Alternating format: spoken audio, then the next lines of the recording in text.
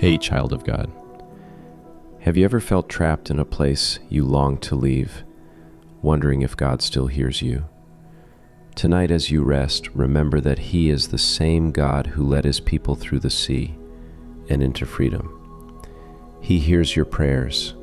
He knows your path. Close your eyes. Let the Word wash over your thoughts. Let every breath remind you that deliverance begins not in movement, but in trust. The same God who guided Moses through the unknown guides you even now. Rest in His power, and let peace settle upon your heart as we journey through the book of Exodus together.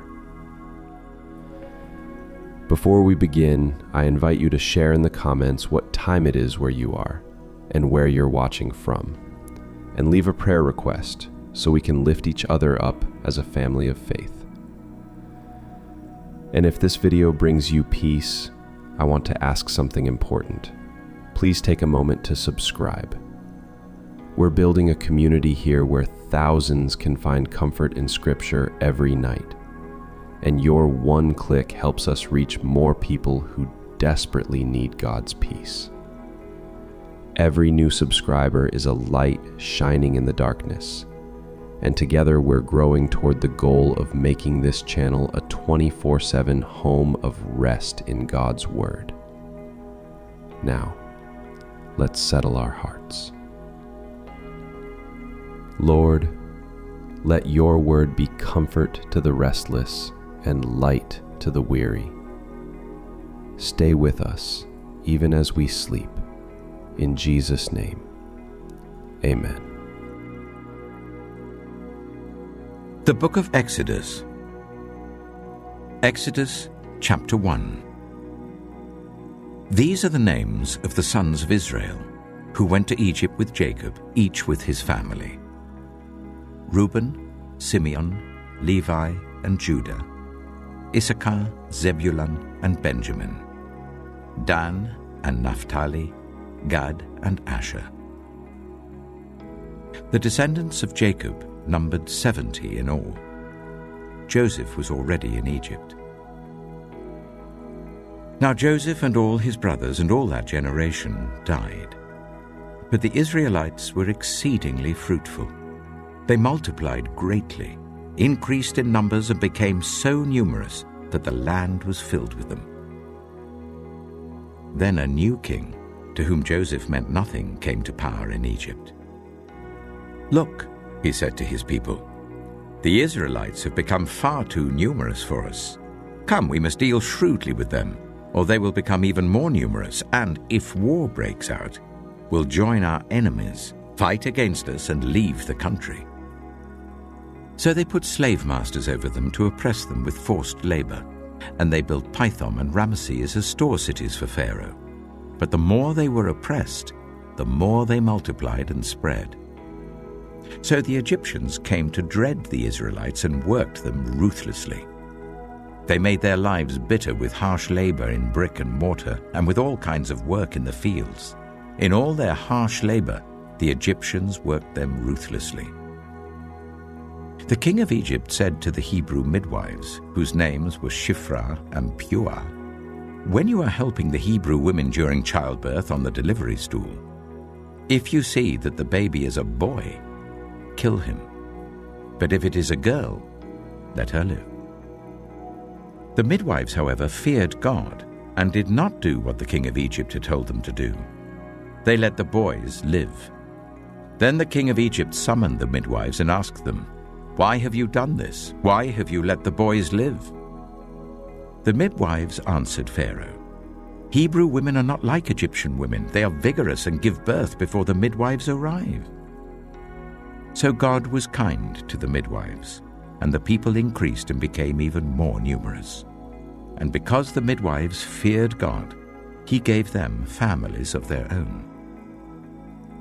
Then Pharaoh gave this order to all his people: "Every Hebrew boy that is born, you must throw into the Nile, but let every girl live."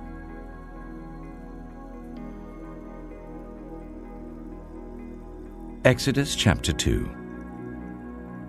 Now a man of the tribe of Levi married a Levite woman, and she became pregnant and gave birth to a son.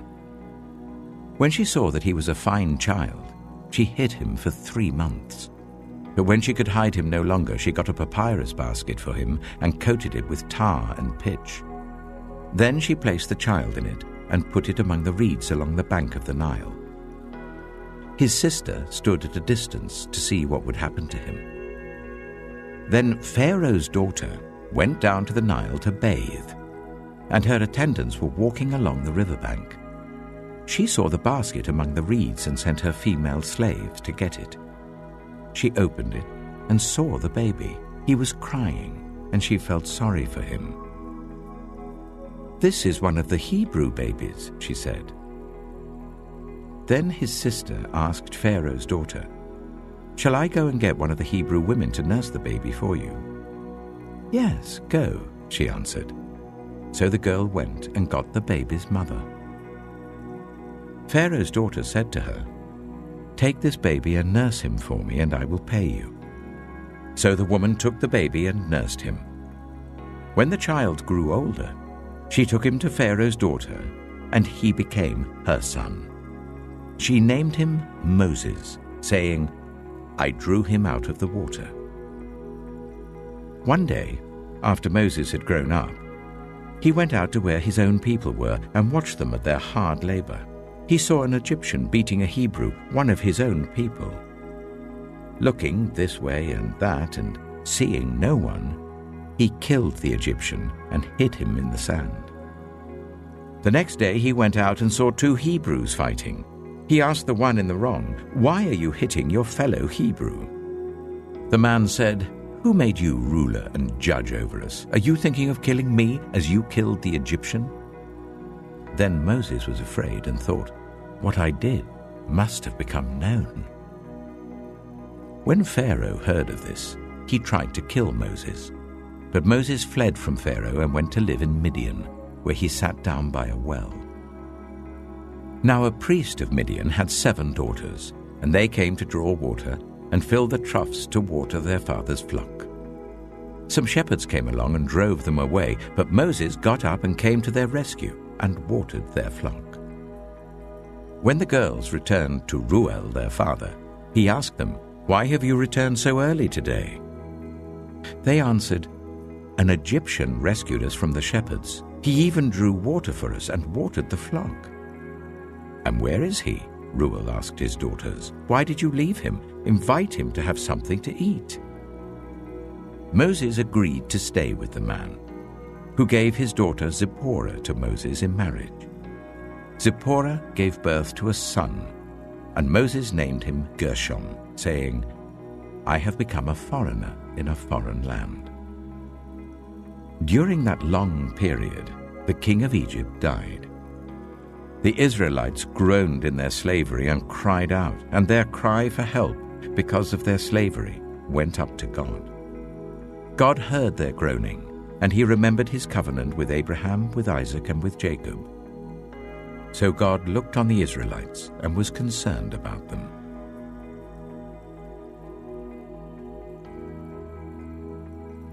Exodus chapter 3.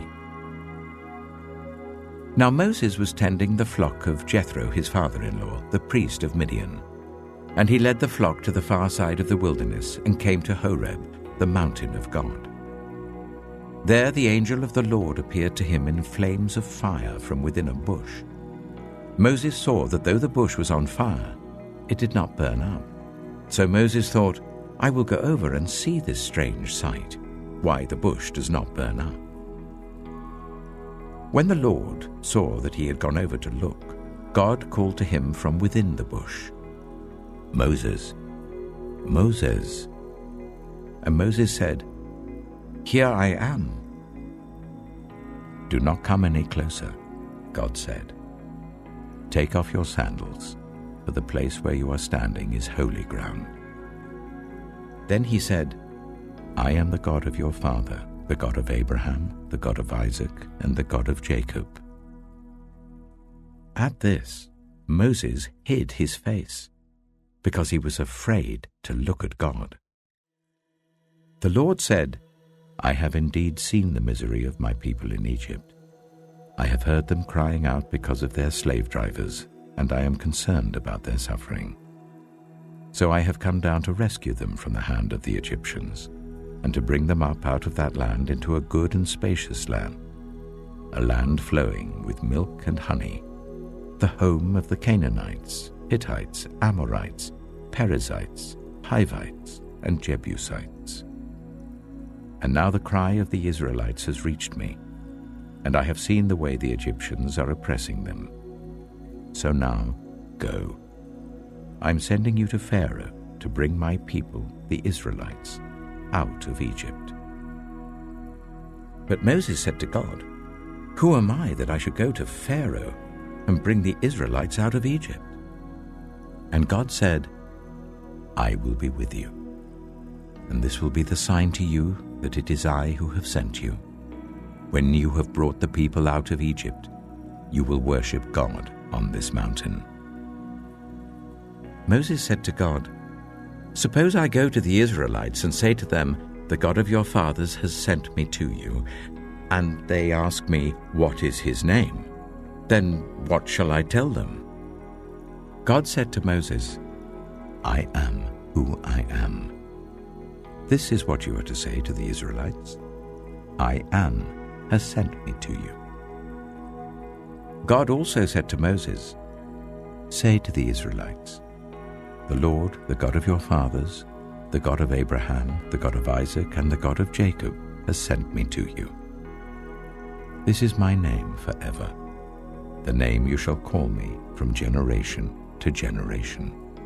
Go, assemble the elders of Israel and say to them, 'The Lord, the God of your fathers, the God of Abraham, Isaac, and Jacob, appeared to me and said, I have watched over you and have seen what has been done to you in Egypt. And I have promised to bring you up out of your misery in Egypt, into the land of the Canaanites, Hittites, Amorites, Perizzites, Hivites, and Jebusites, a land flowing with milk and honey. The elders of Israel will listen to you. Then you and the elders are to go to the king of Egypt and say to him, 'The Lord, the God of the Hebrews, has met with us. Let us take a 3-day journey into the wilderness to offer sacrifices to the Lord our God.' But I know that the king of Egypt will not let you go, unless a mighty hand compels him. So I will stretch out my hand and strike the Egyptians with all the wonders that I will perform among them. After that, he will let you go. And I will make the Egyptians favorably disposed towards his people, so that when you leave, you will not go empty-handed. Every woman is to ask her neighbor and any woman living in her house for articles of silver and gold and for clothing, which you will put on your sons and daughters, and so you will plunder the Egyptians."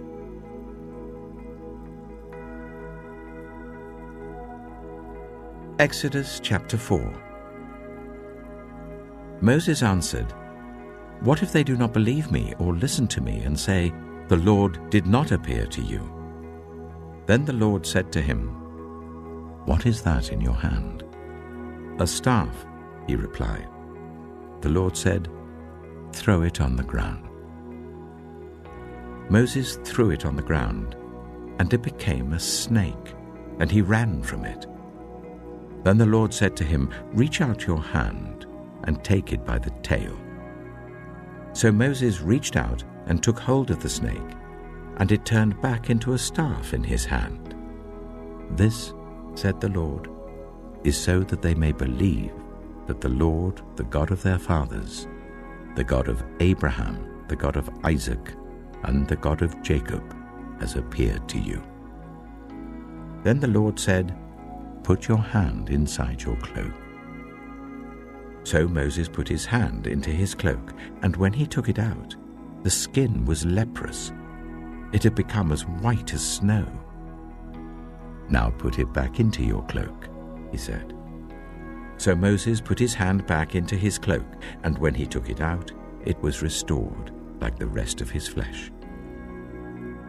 Then the Lord said, "If they do not believe you, or pay attention to the first sign, they may believe the second. But if they do not believe these 2 signs or listen to you, take some water from the Nile and pour it on the dry ground. The water you take from the river will become blood on the ground." Moses said to the Lord, "Pardon your servant, Lord. I have never been eloquent, neither in the past nor since you have spoken to your servant. I am slow of speech and tongue." The Lord said to him, "Who gave human beings their mouths? Who makes them deaf or mute? Who gives them sight or makes them blind? Is it not I, the Lord? Now go, I will help you speak and will teach you what to say." But Moses said, "Pardon your servant, Lord. Please send someone else." Then the Lord's anger burned against Moses, and he said, "What about your brother, Aaron the Levite? I know he can speak well. He is already on his way to meet you, and he will be glad to see you. You shall speak to him and put words in his mouth. I will help both of you speak and will teach you what to do. He will speak to the people for you, and it will be as if he were your mouth, and as if you were God to him. But take this staff in your hand, so that you can perform the signs with it." Then Moses went back to Jethro, his father-in-law, and said to him, "Let me return to my own people in Egypt to see if any of them are still alive." Jethro said, "Go, and I wish you well." Now the Lord had said to Moses in Midian, "Go back to Egypt, for all those who wanted to kill you are dead." So Moses took his wife and sons, put them on a donkey, and started back to Egypt. And he took the staff of God in his hand. The Lord said to Moses, "When you return to Egypt, see that you perform before Pharaoh all the wonders I have given you the power to do. But I will harden his heart, so that he will not let the people go. Then say to Pharaoh, 'This is what the Lord says. Israel is my firstborn son, and I told you, let my son go so that he may worship me. But you refused to let him go, so I will kill your firstborn son.'" At a lodging place on the way, the Lord met Moses and was about to kill him. But Zipporah took a flint knife, cut off her son's foreskin, and touched Moses' feet with it. "Surely you are a bridegroom of blood to me," she said. So the Lord let him alone. At that time she said bridegroom of blood, referring to circumcision. The Lord said to Aaron, "Go into the wilderness to meet Moses." So he met Moses at the mountain of God and kissed him. Then Moses told Aaron everything the Lord had sent him to say, and also about all the signs he had commanded him to perform. Moses and Aaron brought together all the elders of the Israelites, and Aaron told them everything the Lord had said to Moses. He also performed the signs before the people, and they believed. And when they heard that the Lord was concerned about them and had seen their misery, they bowed down and worshipped.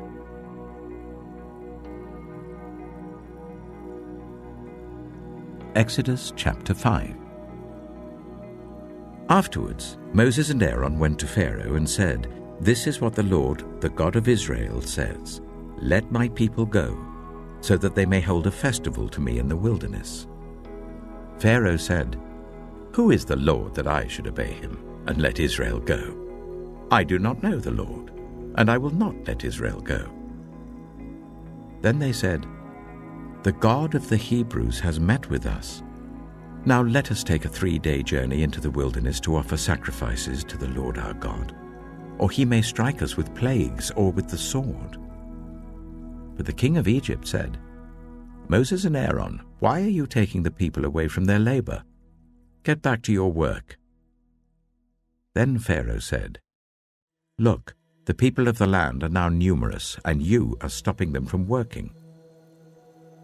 That same day, Pharaoh gave this order to the slave drivers and overseers in charge of the people: "You are no longer to supply the people with straw for making bricks. Let them go and gather their own straw, but require them to make the same number of bricks as before. Don't reduce the quota. They're lazy. That is why they're crying out, 'Let us go and sacrifice to our God.' Make the work harder for the people, so that they keep working and pay no attention to lies." Then the slave drivers and the overseers went out and said to the people, "This is what Pharaoh says: I will not give you any more straw. Go and get your own straw wherever you can find it, but your work will not be reduced at all." So the people scattered all over Egypt to gather stubble to use for straw. The slave drivers kept pressing them, saying, "Complete the work required of you for each day, just as when you had straw." And Pharaoh's slave drivers beat the Israelite overseers they had appointed, demanding, "Why haven't you met your quota of bricks yesterday or today as before?" Then the Israelite overseers went and appealed to Pharaoh, "Why have you treated your servants this way? Your servants are given no straw, yet we are told, 'Make bricks.' Your servants are being beaten, but the fault is with your own people." Pharaoh said, "Lazy, that's what you are, lazy. That is why you keep saying, 'Let us go and sacrifice to the Lord.' Now get to work. You will not be given any straw, yet you must produce your full quota of bricks." The Israelite overseers realized they were in trouble when they were told, "You are not to reduce the number of bricks required of you for each day." When they left Pharaoh, they found Moses and Aaron waiting to meet them, and they said, "May the Lord look on you and judge you. You have made us obnoxious to Pharaoh and his officials, and have put a sword in their hand to kill us." Moses returned to the Lord and said, "Why, Lord? Why have you brought trouble on this people? Is this why you sent me? Ever since I went to Pharaoh to speak in your name, he has brought trouble on this people, and you have not rescued your people at all."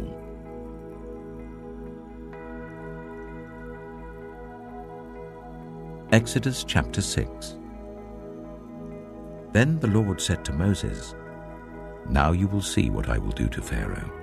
Because of my mighty hand, he will let them go. Because of my mighty hand, he will drive them out of his country." God also said to Moses, "I am the Lord. I appeared to Abraham, to Isaac, and to Jacob as God Almighty, but by my name, the Lord, I did not make myself known to them. I also established my covenant with them to give them the land of Canaan, where they resided as foreigners. Moreover, I have heard the groaning of the Israelites, whom the Egyptians are enslaving, and I have remembered my covenant. Therefore say to the Israelites, 'I am the Lord, and I will bring you out from under the yoke of the Egyptians. I will free you from being slaves to them. I will redeem you with an outstretched arm and with mighty acts of judgment. I will take you as my own people, and I will be your God. Then you will know that I am the Lord your God, who has brought you out from under the yoke of the Egyptians, and I will bring you to the land I swore with uplifted hand to give to Abraham, to Isaac, and to Jacob. I will give it to you as a possession. I am the Lord." Moses reported this to the Israelites, but they did not listen to him because of their discouragement and harsh labor. Then the Lord said to Moses, "Go, tell Pharaoh, king of Egypt, to let the Israelites go out of his country." But Moses said to the Lord, "If the Israelites will not listen to me, why would Pharaoh listen to me, since I speak with faltering lips?" Now the Lord spoke to Moses and Aaron about the Israelites and Pharaoh, king of Egypt, and he commanded them to bring the Israelites out of Egypt. These were the heads of their families. The sons of Reuben, the firstborn of Israel, were Hanok and Palu, Hezron and Carmi. These were the clans of Reuben. The sons of Simeon were Jemuel, Jamin, Ohad, Jachin, Zohar, and Sheul, the son of a Canaanite woman. These were the clans of Simeon. These were the names of the sons of Levi according to their records: Gershon, Kohath, and Merari. Levi lived 137 years. The sons of Gershon by clans were Libni and Shimei. The sons of Kohath were Amram, Ishah, Hebron, and Uzziel. Kohath lived 133 years. The sons of Merari were Mahli and Mushi. These were the clans of Levi according to their records. Amram married his father's sister, Jochebed, who bore him Aaron and Moses. Amram lived 137 years. The sons of Izhar were Korah, Nepheg, and Zikri. The sons of Uzziel were Mishael, Elzaphan, and Sithri. Aaron married Elisheba, daughter of Amminadab and sister of Nahshon, and she bore him Nadab and Abihu, Eleazar and Ithamar. The sons of Korah were Asa, Elkanah, and Abiasaph. These were the Koharite clans. Eleazar, son of Aaron, married one of the daughters of Putiel, and she bore him Phinehas. These were the heads of the Levite families, clan by clan.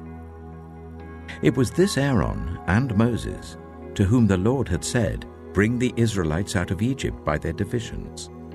They were the ones who spoke to Pharaoh, king of Egypt, about bringing the Israelites out of Egypt, this same Moses and Aaron.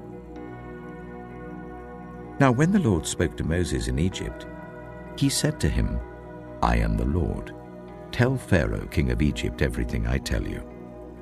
But Moses said to the Lord, "Since I speak with faltering lips, why would Pharaoh listen to me?"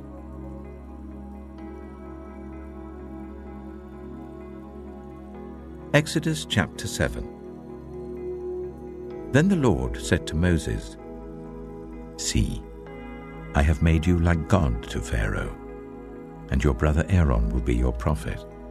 You are to say everything I command you, and your brother Aaron is to tell Pharaoh to let the Israelites go out of his country. But I will harden Pharaoh's heart, and though I multiply my signs and wonders in Egypt, he will not listen to you. Then I will lay my hand on Egypt, and with mighty acts of judgment I will bring out my divisions, my people, the Israelites, and the Egyptians will know that I am the Lord, when I stretch out my hand against Egypt and bring the Israelites out of it." Moses and Aaron did just as the Lord commanded them. Moses was 80 years old, and Aaron 83 when they spoke to Pharaoh. The Lord said to Moses and Aaron, "When Pharaoh says to you, 'Perform a miracle,' then say to Aaron, 'Take your staff and throw it down before Pharaoh, and it will become a snake.'" So Moses and Aaron went to Pharaoh and did just as the Lord commanded. Aaron threw his staff down in front of Pharaoh and his officials, and it became a snake. Pharaoh then summoned the wise men and sorcerers, and the Egyptian magicians also did the same things by their secret arts. Each one threw down his staff, and it became a snake. But Aaron's staff swallowed up their staff. Yet Pharaoh's heart became hard, and he would not listen to them, just as the Lord had said. Then the Lord said to Moses, "Pharaoh's heart is unyielding. He refuses to let the people go. Go to Pharaoh in the morning as he goes out to the river. Confront him on the bank of the Nile, and take in your hand the staff that was changed into a snake. Then say to him, 'The Lord, the God of the Hebrews, has sent me to say to you, let my people go, so that they may worship me in the wilderness. But until now you have not listened. This is what the Lord says. By this you will know that I am the Lord. With this staff that is in my hand, I will strike the water of the Nile, and it will be changed into blood. The fish in the Nile will die, and the river will stink. The Egyptians will not be able to drink its water. The Lord said to Moses, "Tell Aaron, take your staff and stretch out your hand over the waters of Egypt, over the streams and canals, over the ponds and all the reservoirs, and they will turn to blood. Blood will be everywhere in Egypt, even in vessels of wood and stone." Moses and Aaron did just as the Lord had commanded. He raised his staff in the presence of Pharaoh and his officials and struck the water of the Nile, and all the water was changed into blood. The fish in the Nile died, and the river smelled so bad that the Egyptians could not drink its water. Blood was everywhere in Egypt. But the Egyptian magicians did the same things by their secret arts, and Pharaoh's heart became hard. He would not listen to Moses and Aaron, just as the Lord had said. Instead, he turned and went into his palace, and did not take even this to heart. And all the Egyptians dug along the Nile to get drinking water, because they could not drink the water of the river. 7 days passed after the Lord struck the Nile.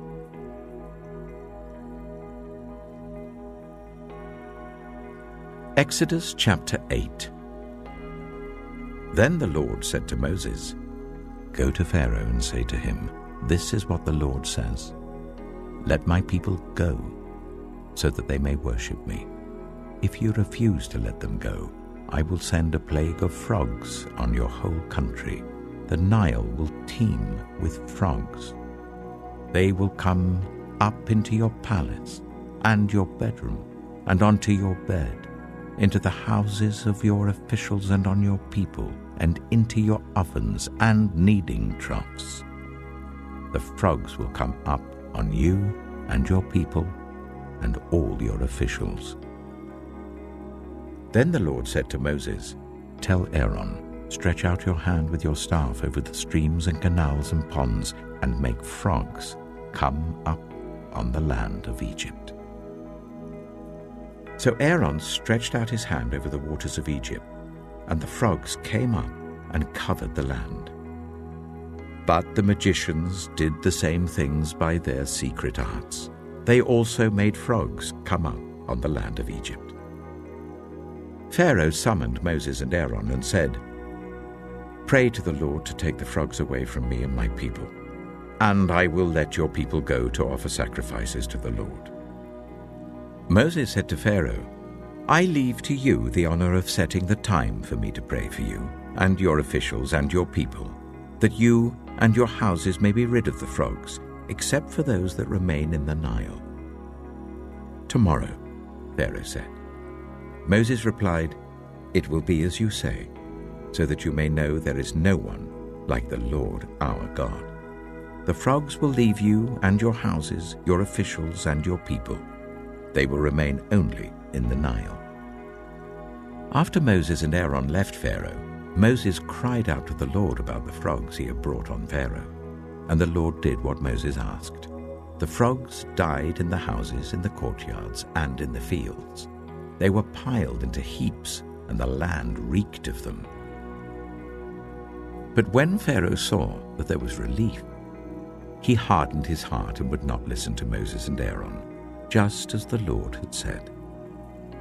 Then the Lord said to Moses, "Tell Aaron, stretch out your staff and strike the dust of the ground, and throughout the land of Egypt the dust will become gnats." They did this, and when Aaron stretched out his hand with the staff and struck the dust of the ground, gnats came on people and animals. All the dust throughout the land of Egypt became gnats. But when the magicians tried to produce gnats by their secret arts, they could not. Since the gnats were on people and animals everywhere, the magicians said to Pharaoh, "This is the finger of God." But Pharaoh's heart was hard, and he would not listen, just as the Lord had said. Then the Lord said to Moses, "Get up early in the morning and confront Pharaoh as he goes to the river, and say to him, 'This is what the Lord says. Let my people go, so that they may worship me. If you do not let my people go, I will send swarms of flies on you and your officials, on your people and into your houses. The houses of the Egyptians will be full of flies. Even the ground will be covered with them. But on that day, I will deal differently with the land of Goshen, where my people live. No swarms of flies will be there, so that you will know that I, the Lord, am in this land. I will make a distinction between my people and your people. This sign will occur tomorrow." And the Lord did this. Dense swarms of flies poured into Pharaoh's palace and into the houses of his officials. Throughout Egypt, the land was ruined by the flies. Then Pharaoh summoned Moses and Aaron and said, "Go, sacrifice to your God here in the land." But Moses said, "That would not be right. The sacrifices we offer the Lord our God would be detestable to the Egyptians. And if we offer sacrifices that are detestable in their eyes, will they not stone us? We must take a 3-day journey into the wilderness to offer sacrifices to the Lord our God, as he commands us." Pharaoh said, "I will let you go to offer sacrifices to the Lord your God in the wilderness, but you must not go very far. Now pray for me." Moses answered, "As soon as I leave you, I will pray to the Lord, and tomorrow the flies will leave Pharaoh and his officials and his people. Only let Pharaoh be sure that he does not act deceitfully again by not letting the people go to offer sacrifices to the Lord." Then Moses left Pharaoh and prayed to the Lord, and the Lord did what Moses asked. The flies left Pharaoh and his officials and his people. Not a fly remained. But this time also, Pharaoh hardened his heart and would not let the people go.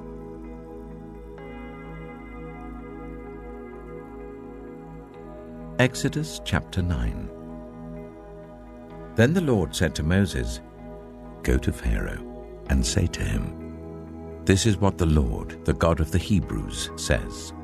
Let my people go, so that they may worship me. If you refuse to let them go and continue to hold them back, the hand of the Lord will bring a terrible plague on your livestock in the field, on your horses, donkeys, and camels, and on your cattle, sheep, and goats. But the Lord will make a distinction between the livestock of Israel and that of Egypt, so that no animal belonging to the Israelites will die." The Lord set a time and said, "Tomorrow the Lord will do this in the land." And the next day the Lord did it. All the livestock of the Egyptians died, but not one animal belonging to the Israelites died. Pharaoh investigated and found that not even one of the animals of the Israelites had died. Yet his heart was unyielding, and he would not let the people go. Then the Lord said to Moses and Aaron, "Take handfuls of soot from a furnace, and let Moses toss it into the air in the presence of Pharaoh. It will become fine dust over the whole land of Egypt, and festering boils will break out on people and animals throughout the land." So they took soot from a furnace and stood before Pharaoh. Moses tossed it into the air, and festering boils broke out on people and animals. The magicians could not stand before Moses because of the boils that were on them and on all the Egyptians. But the Lord hardened Pharaoh's heart, and he would not listen to Moses and Aaron, just as the Lord had said to Moses. Then the Lord said to Moses, "Get up early in the morning, confront Pharaoh, and say to him, 'This is what the Lord, the God of the Hebrews, says. Let my people go, so that they may worship me. For this time I will send the full force of my plagues against you and against your officials and your people, so you may know that there is no one like me in all the earth. For by now I could have stretched out my hand and struck you and your people with a plague that would have wiped you off the earth. But I have raised you up for this very purpose, that I might show you my power, and that my name might be proclaimed in all the earth. You still set yourself against my people and will not let them go. Therefore, at this time tomorrow, I will send the worst hailstorm that has ever fallen on Egypt from the day it was founded till now. Give an order now to bring your livestock and everything you have in the field to a place of shelter, because the hail will fall on every person and animal that has not been brought in and is still out in the field, and they will die. Those officials of Pharaoh who feared the word of the Lord hurried to bring their slaves and their livestock inside. But those who ignored the word of the Lord left their slaves and livestock in the field. Then the Lord said to Moses, "Stretch out your hand towards the sky so that hail will fall all over Egypt, on people and animals and on everything growing in the fields of Egypt." When Moses stretched out his staff towards the sky, the Lord sent thunder and hail, and lightning flashed down to the ground. So the Lord rained hail on the land of Egypt. Hail fell, and lightning flashed back and forth. It was the worst storm in all the land of Egypt since it had become a nation. Throughout Egypt, hail struck everything in the fields, both people and animals. It beat down everything growing in the fields and stripped every tree. The only place it did not hail was the land of Goshen, where the Israelites were. Then Pharaoh summoned Moses and Aaron. "This time I have sinned," he said to them. "The Lord is in the right, and I and my people are in the wrong. Pray to the Lord, for we have had enough thunder and hail. I will let you go. You don't have to stay any longer." Moses replied, "When I have gone out of the city, I will spread out my hands in prayer to the Lord. The thunder will stop, and there will be no more hail, so you may know that the earth is the Lord's. But I know that you and your officials still do not fear the Lord God." The flax and barley were destroyed, since the barley was in the ear and the flax was in bloom. The wheat and spelt, however, were not destroyed, because they ripen later. Then Moses left Pharaoh and went out of the city. He spread his hands towards the Lord. The thunder and hail stopped, and the rain no longer poured down on the land. When Pharaoh saw that the rain and hail and thunder had stopped, he sinned again. He and his officials hardened their hearts. So Pharaoh's heart was hard, and he would not let the Israelites go, just as the Lord had said through Moses.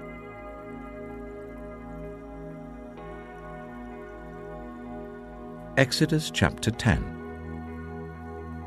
Then the Lord said to Moses, "Go to Pharaoh, for I have hardened his heart and the hearts of his officials, so that I may perform these signs of mine among them, that you may tell your children and grandchildren how I dealt harshly with the Egyptians, and how I performed my signs among them, and that you may know that I am the Lord." So Moses and Aaron went to Pharaoh and said to him, "This is what the Lord, the God of the Hebrews, says. How long will you refuse to humble yourself before me? Let my people go, so that they may worship me. If you refuse to let them go, I will bring locusts into your country tomorrow. They will cover the face of the ground so that it cannot be seen. They will devour what little you have left after the hail, including every tree that is growing in your fields. They will fill your houses and those of all your officials and all the Egyptians, something neither your parents nor your ancestors have ever seen, from the day they settled in this land till now." Then Moses turned and left Pharaoh. Pharaoh's officials said to him, "How long will this man be a snare to us? Let the people go, so that they may worship the Lord their God. Do you not realize that Egypt is ruined?" Then Moses and Aaron were brought back to Pharaoh. "Go worship the Lord your God," he said. "But tell me who will be going." Moses answered, "We will go with our young and our old, with our sons and our daughters, and with our flocks and herds, because we are to celebrate a festival to the Lord." Pharaoh said, "The Lord be with you, if I let you go along with your women and children. Clearly you are bent on evil. No, let only the men go and worship the Lord, since that's what you've been asking for." Then Moses and Aaron were driven out of Pharaoh's presence. And the Lord said to Moses, "Stretch out your hand over Egypt, so that locusts swarm over the land and devour everything growing in the fields, everything left by the hail." So Moses stretched out his staff over Egypt. And the Lord made an east wind blow across the land all that day and all that night. By morning, the wind had brought the locusts. They invaded all Egypt and settled down in every area of the country in great numbers. Never before had there been such a plague of locusts, nor will there ever be again. They covered all the ground until it was black. They devoured all that was left after the hail, everything growing in the fields and the fruit on the trees. Nothing green remained on tree or plant in all the land of Egypt. Pharaoh quickly summoned Moses and Aaron and said, "I have sinned against the Lord your God and against you. Now forgive my sin once more, and pray to the Lord your God to take this deadly plague away from me." Moses then left Pharaoh and prayed to the Lord. And the Lord changed the wind to a very strong west wind, which caught up the locusts and carried them into the Red Sea. Not a locust was left anywhere in Egypt. But the Lord hardened Pharaoh's heart, and he would not let the Israelites go. Then the Lord said to Moses, "Stretch out your hand towards the sky, so that darkness spreads over Egypt, darkness that can be felt." So Moses stretched out his hand towards the sky, and total darkness covered all Egypt for 3 days. No one could see anyone else or move about for 3 days. Yet all the Israelites had light in the places where they lived. Then Pharaoh summoned Moses and said, "Go worship the Lord. Even your women and children may go with you, only leave your flocks and herds behind." But Moses said, "You must allow us to have sacrifices and burnt offerings to present to the Lord our God. Our livestock, too, must go with us. Not a hoof is to be left behind. We have to use some of them in worshipping the Lord our God. And until we get there, we will not know what we are to use to worship the Lord." But the Lord hardened Pharaoh's heart, and he was not willing to let them go. Pharaoh said to Moses, "Get out of my sight. Make sure you do not appear before me again. The day you see my face, you will die." "Just as you say," Moses replied. "I will never appear before you again."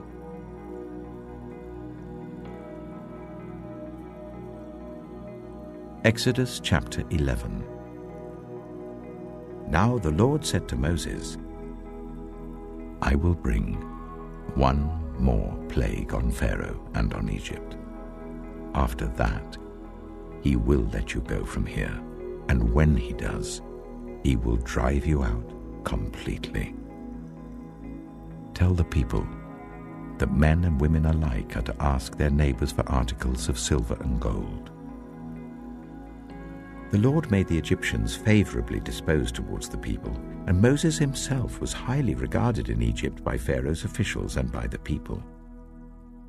So Moses said, This is what the Lord says. About midnight I will go throughout Egypt.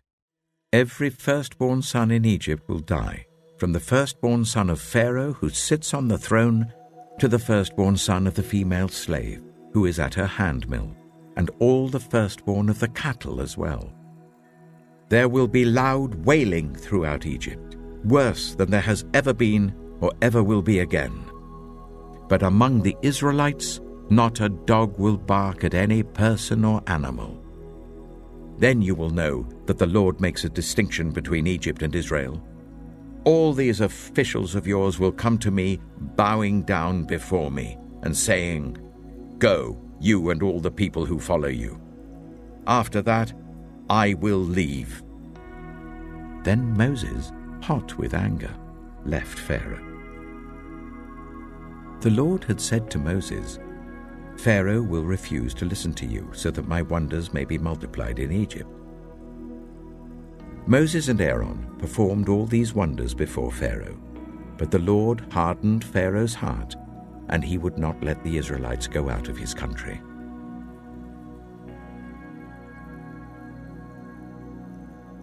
Exodus chapter 12. The Lord said to Moses and Aaron in Egypt, "This month is to be for you the first month of your year. Tell the whole community of Israel that on the 10th day of this month, each man is to take a lamb for his family, one for each household. If any household is too small for a whole lamb, they must share one with their nearest neighbor, having taken into account the number of people there are. You are to determine the amount of lamb needed in accordance with what each person will eat. The animals you choose must be year-old males, without defect, and you may take them from the sheep or the goats. Take care of them until the 14th day of the month, when all the members of the community of Israel must slaughter them at twilight. Then they are to take some of the blood and put it on the sides and tops of the door frames of the houses where they eat the lambs. That same night, they are to eat the meat roasted over the fire, along with bitter herbs and bread made without yeast. Do not eat the meat raw or boiled in water, but roasted over a fire, with the head, legs, and internal organs. Do not leave any of it till morning. If some is left till morning, you must burn it.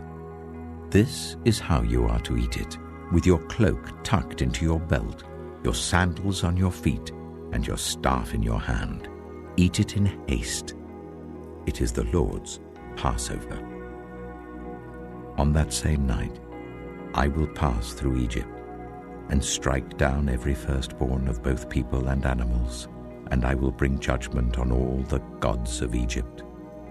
I am the Lord. The blood will be a sign for you on the houses where you are, and when I see the blood, I will pass over you. No destructive plague will touch you when I strike Egypt. This is a day you are to commemorate.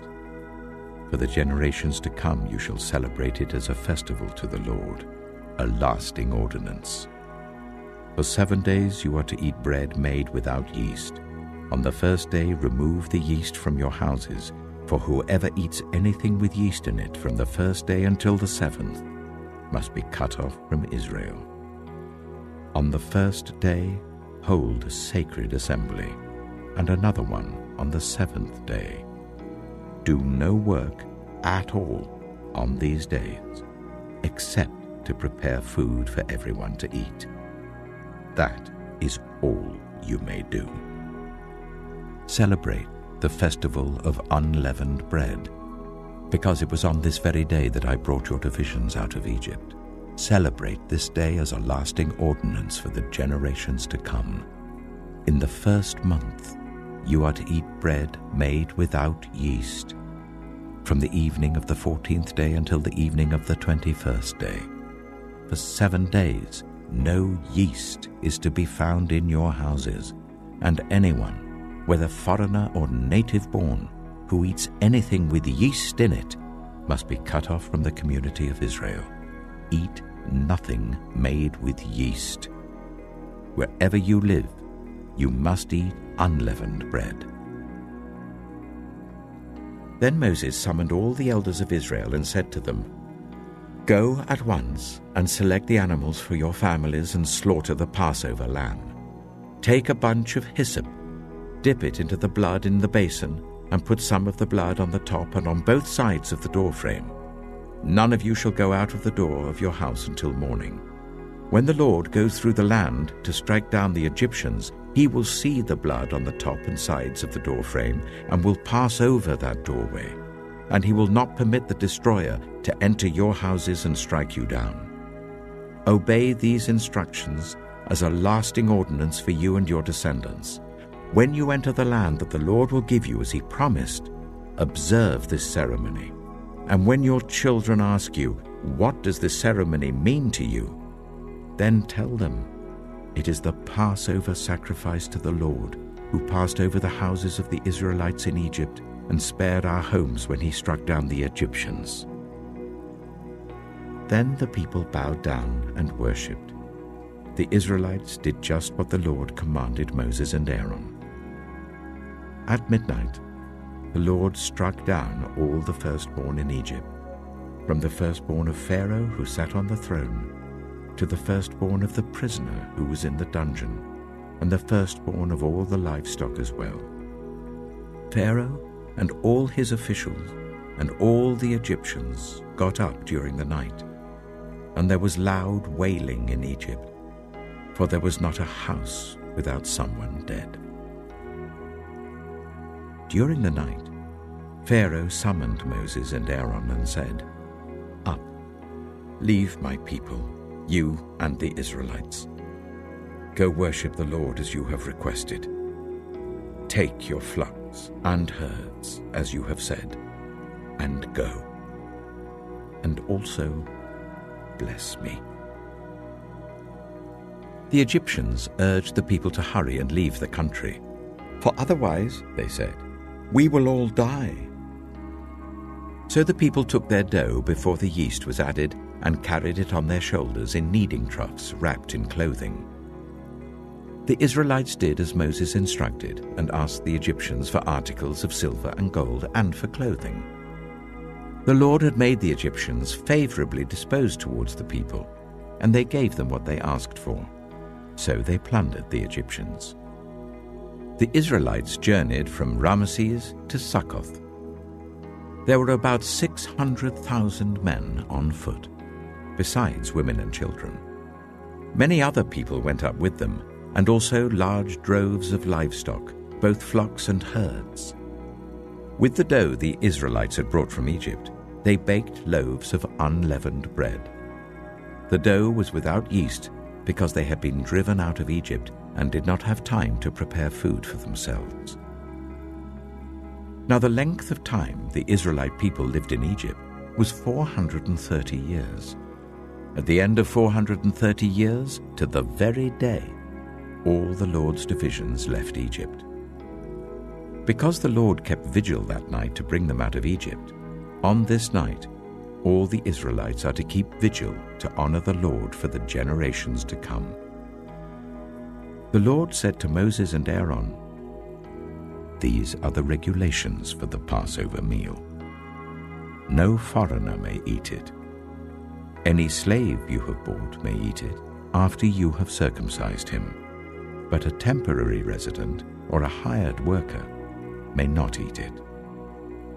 It must be eaten inside the house. Take none of the meat outside the house. Do not break any of the bones. The whole community of Israel must celebrate it. A foreigner residing among you who wants to celebrate the Lord's Passover must have all the males in his household circumcised. Then he may take part, like one born in the land.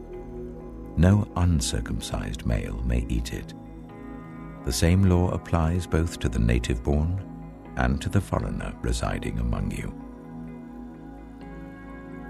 All the Israelites did just what the Lord had commanded Moses and Aaron, and on that very day the Lord brought the Israelites out of Egypt by their divisions.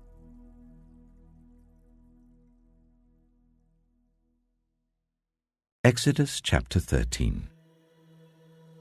The Lord said to Moses, "Consecrate to me every firstborn male.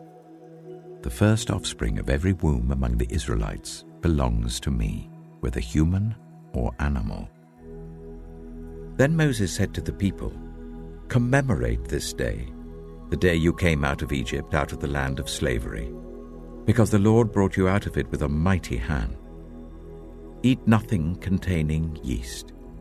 Today, in the month of Aviv, you are leaving.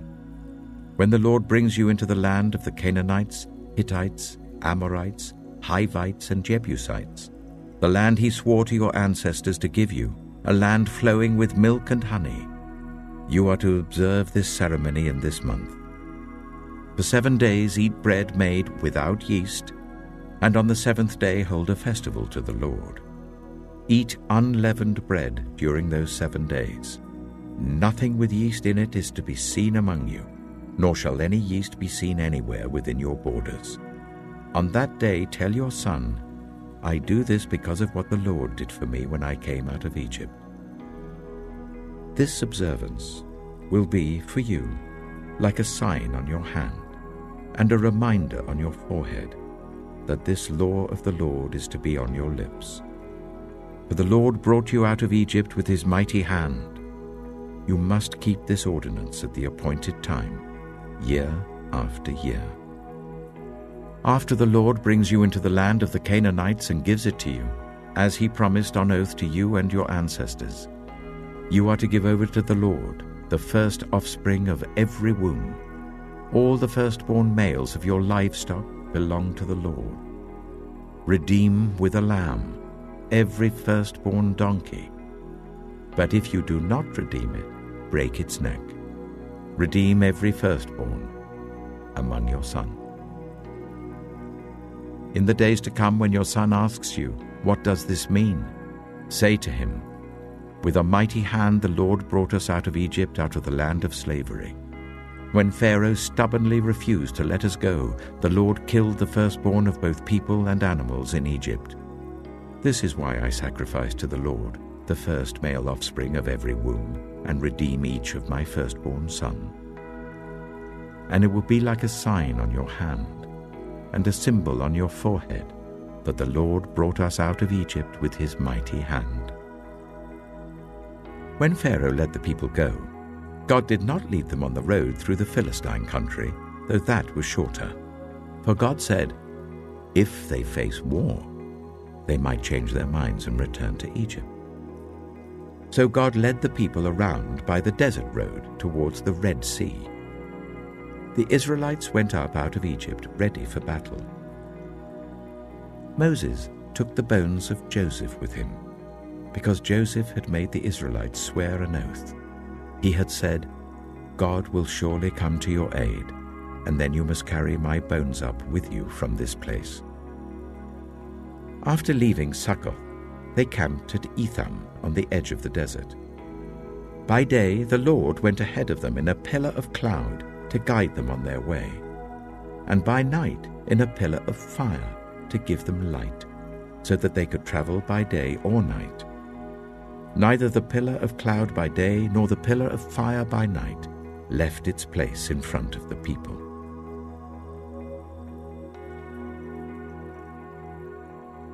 Exodus chapter 14. Then the Lord said to Moses, "Tell the Israelites to turn back and camp near Pi-hahiroth, between Migdol and the sea. They are to camp by the sea, directly opposite Baal-zephon. Pharaoh will think the Israelites are wandering around the land in confusion, hemmed in by the desert. And I will harden Pharaoh's heart, and he will pursue them. But I will gain glory for myself through Pharaoh and all his army, and the Egyptians will know that I am the Lord." So the Israelites did this. When the king of Egypt was told that the people had fled, Pharaoh and his officials changed their minds about them and said, "What have we done? We have let the Israelites go and have lost their services." So he had his chariot made ready and took his army with them. He took 600 of the best chariots, along with all the other chariots of Egypt, with officers over all of them. The Lord hardened the heart of Pharaoh, king of Egypt, so that he pursued the Israelites who were marching out boldly.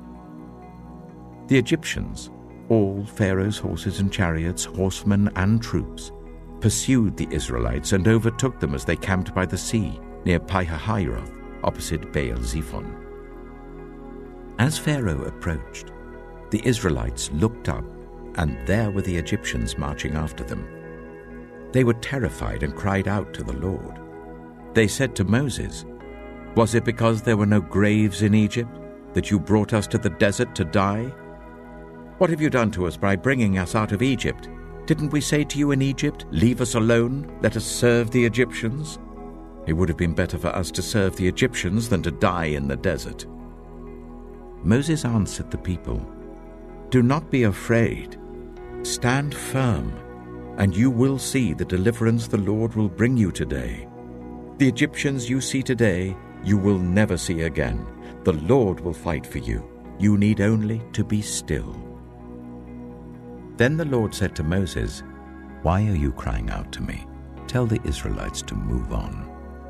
Raise your staff and stretch out your hand over the sea to divide the water, so that the Israelites can go through the sea on dry ground. I will harden the hearts of the Egyptians, so that they will go in after them. And I will gain glory through Pharaoh and all his army, through his chariots and his horsemen. The Egyptians will know that I am the Lord, when I gain glory through Pharaoh, his chariots, and his horsemen." Then the angel of God, who had been traveling in front of Israel's army, withdrew and went behind them. The pillar of cloud also moved from in front and stood behind them, coming between the armies of Egypt and Israel. Throughout the night the cloud brought darkness to the one side and light to the other, so neither went near the other all night long.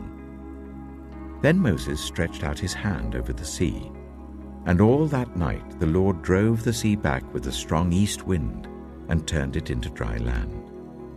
The waters were divided, and the Israelites went through the sea on dry ground with a wall of water on their right and on their left. The Egyptians pursued them, and all Pharaoh's horses and chariots and horsemen followed them into the sea.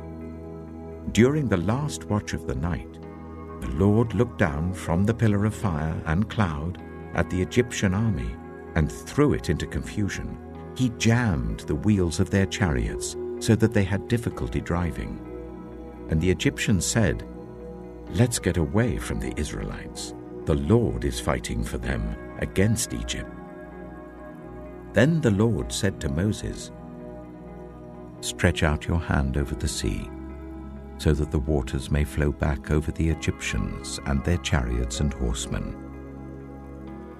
Moses stretched out his hand over the sea, and at daybreak the sea went back to its place. The Egyptians were fleeing towards it, and the Lord swept them into the sea. The water flowed back and covered the chariots and horsemen, the entire army of Pharaoh that had followed the Israelites into the sea. Not one of them survived. But the Israelites went through the sea on dry ground, with a wall of water on their right and on their left. That day the Lord saved Israel from the hands of the Egyptians, and Israel saw the Egyptians lying dead on the shore. And when the Israelites saw the mighty hand of the Lord displayed against the Egyptians, the people feared the Lord and put their trust in him and in Moses his servant.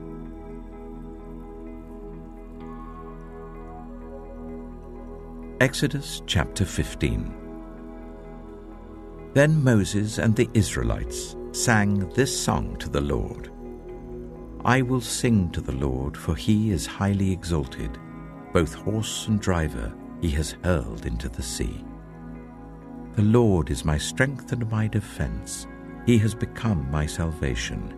He is my God, and I will praise him, my father's God, and I will exalt him. The Lord is a warrior. The Lord is his name. Pharaoh's chariots and his army he has hurled into the sea. The best of Pharaoh's officers are drowned in the Red Sea.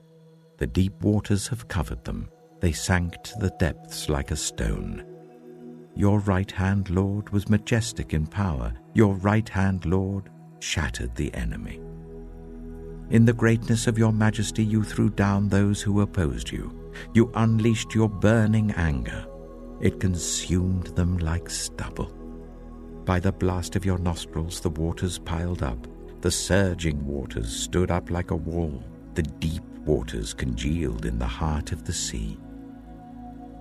The enemy boasted, I will pursue, I will overtake them, I will divide the spoils, I will gorge myself on them, I will draw my sword, and my hand will destroy them. But you blew with your breath, and the sea covered them. They sank like lead in the mighty waters. Who among the gods is like you, Lord? Who is like you, majestic in holiness, awesome in glory, working wonders? You stretch out your right hand, and the earth swallows your enemies. In your unfailing love you will lead the people you have redeemed. In your strength you will guide them to your holy dwelling. The nations will hear and tremble. Anguish will grip the people of Philistia.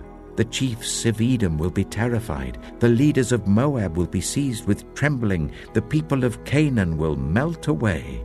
Terror and dread will fall on them. By the power of your arm, they will be as still as a stone, until your people pass by, Lord, until the people you bought pass by. You will bring them in and plant them on the mountain of your inheritance, the place, Lord, you made for your dwelling, the sanctuary, Lord, your hands established. The Lord reigns forever and ever. When Pharaoh's horses, chariots, and horsemen went into the sea, the Lord brought the waters of the sea back over them, but the Israelites walked through the sea on dry ground. Then Miriam, the prophet, Aaron's sister, took a tambourine in her hand, and all the women followed her with tambourines and dancing. Miriam sang to them, Sing to the Lord, for he is highly exalted. Both horse and driver he has hurled into the sea. Then Moses led Israel from the Red Sea, and they went into the desert of Shur. For 3 days they traveled in the desert without finding water. When they came to Marah, they could not drink its water because it was bitter. That is why the place is called Marah. So the people grumbled against Moses, saying, What are we to drink? Then Moses cried out to the Lord, and the Lord showed him a piece of wood. He threw it into the water, and the water became fit to drink. There the Lord issued a ruling and instruction for them and put them to the test. He said, If you listen carefully to the Lord your God and do what is right in his eyes, if you pay attention to his commands and keep all his decrees, I will not bring on you any of the diseases I brought on the Egyptians, for I am the Lord who heals you. Then they came to Elim, where there were 12 springs and 70 palm trees, and they camped there near the water.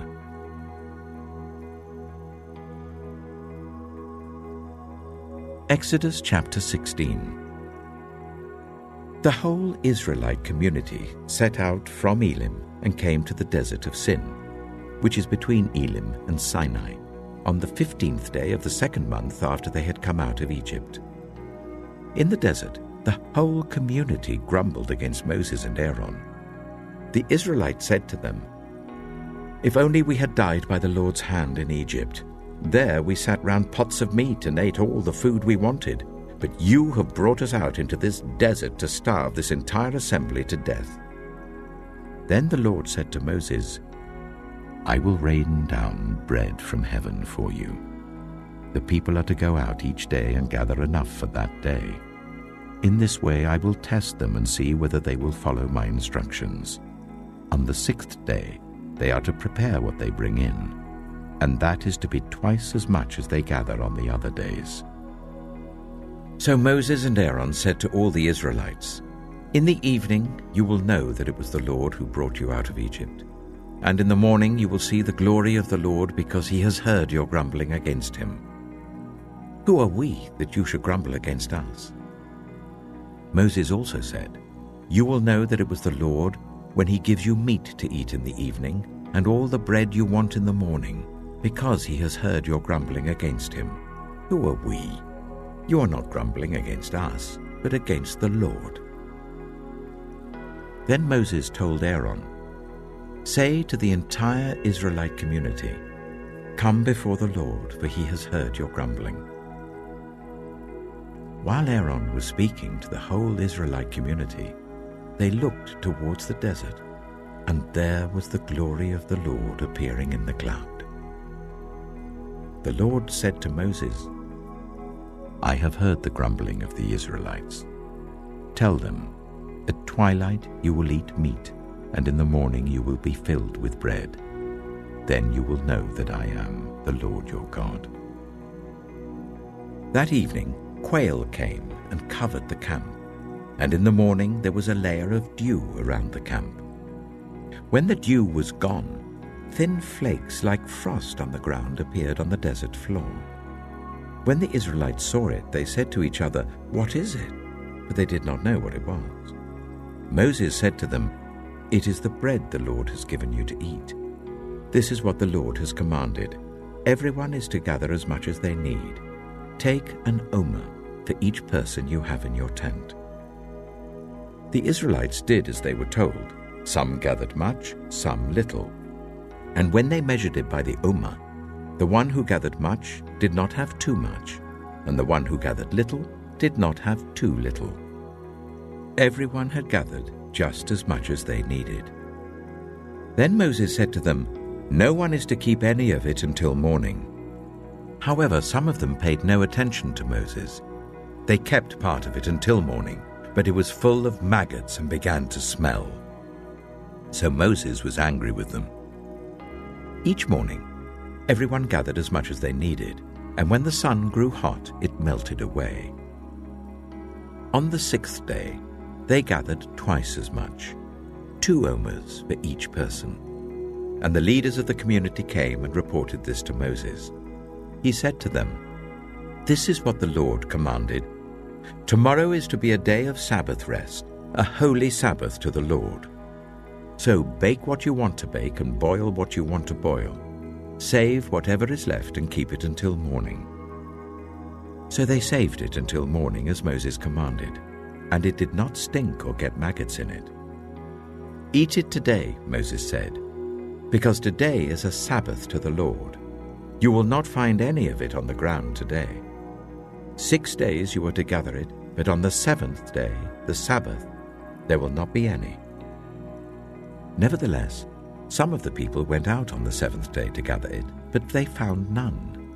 Then the Lord said to Moses, "How long will you refuse to keep my commands and my instructions? Bear in mind that the Lord has given you the Sabbath. That is why on the 6th day he gives you bread for 2 days. Everyone is to stay where they are on the 7th day. No one is to go out." So the people rested on the 7th day. The people of Israel called the bread manna. It was white like coriander seed and tasted like wafers made with honey. Moses said, "This is what the Lord has commanded.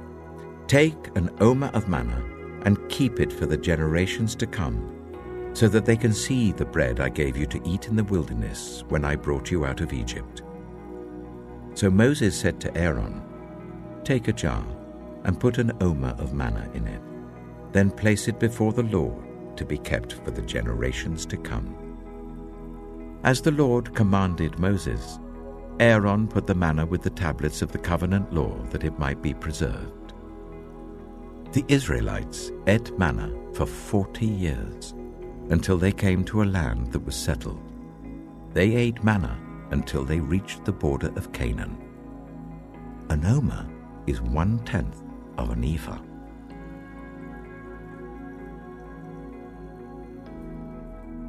Exodus chapter 17. The whole Israelite community set out from the desert of Sin, traveling from place to place as the Lord commanded. They camped at Rephidim, but there was no water for the people to drink. So they quarreled with Moses and said, "Give us water to drink." Moses replied, "Why do you quarrel with me? Why do you put the Lord to the test?" But the people were thirsty for water there, and they grumbled against Moses. They said, "Why did you bring us up out of Egypt to make us and our children and our livestock die of thirst?" Then Moses cried out to the Lord, "What am I to do with these people? They are almost ready to stone me." The Lord answered Moses, "Go out in front of the people.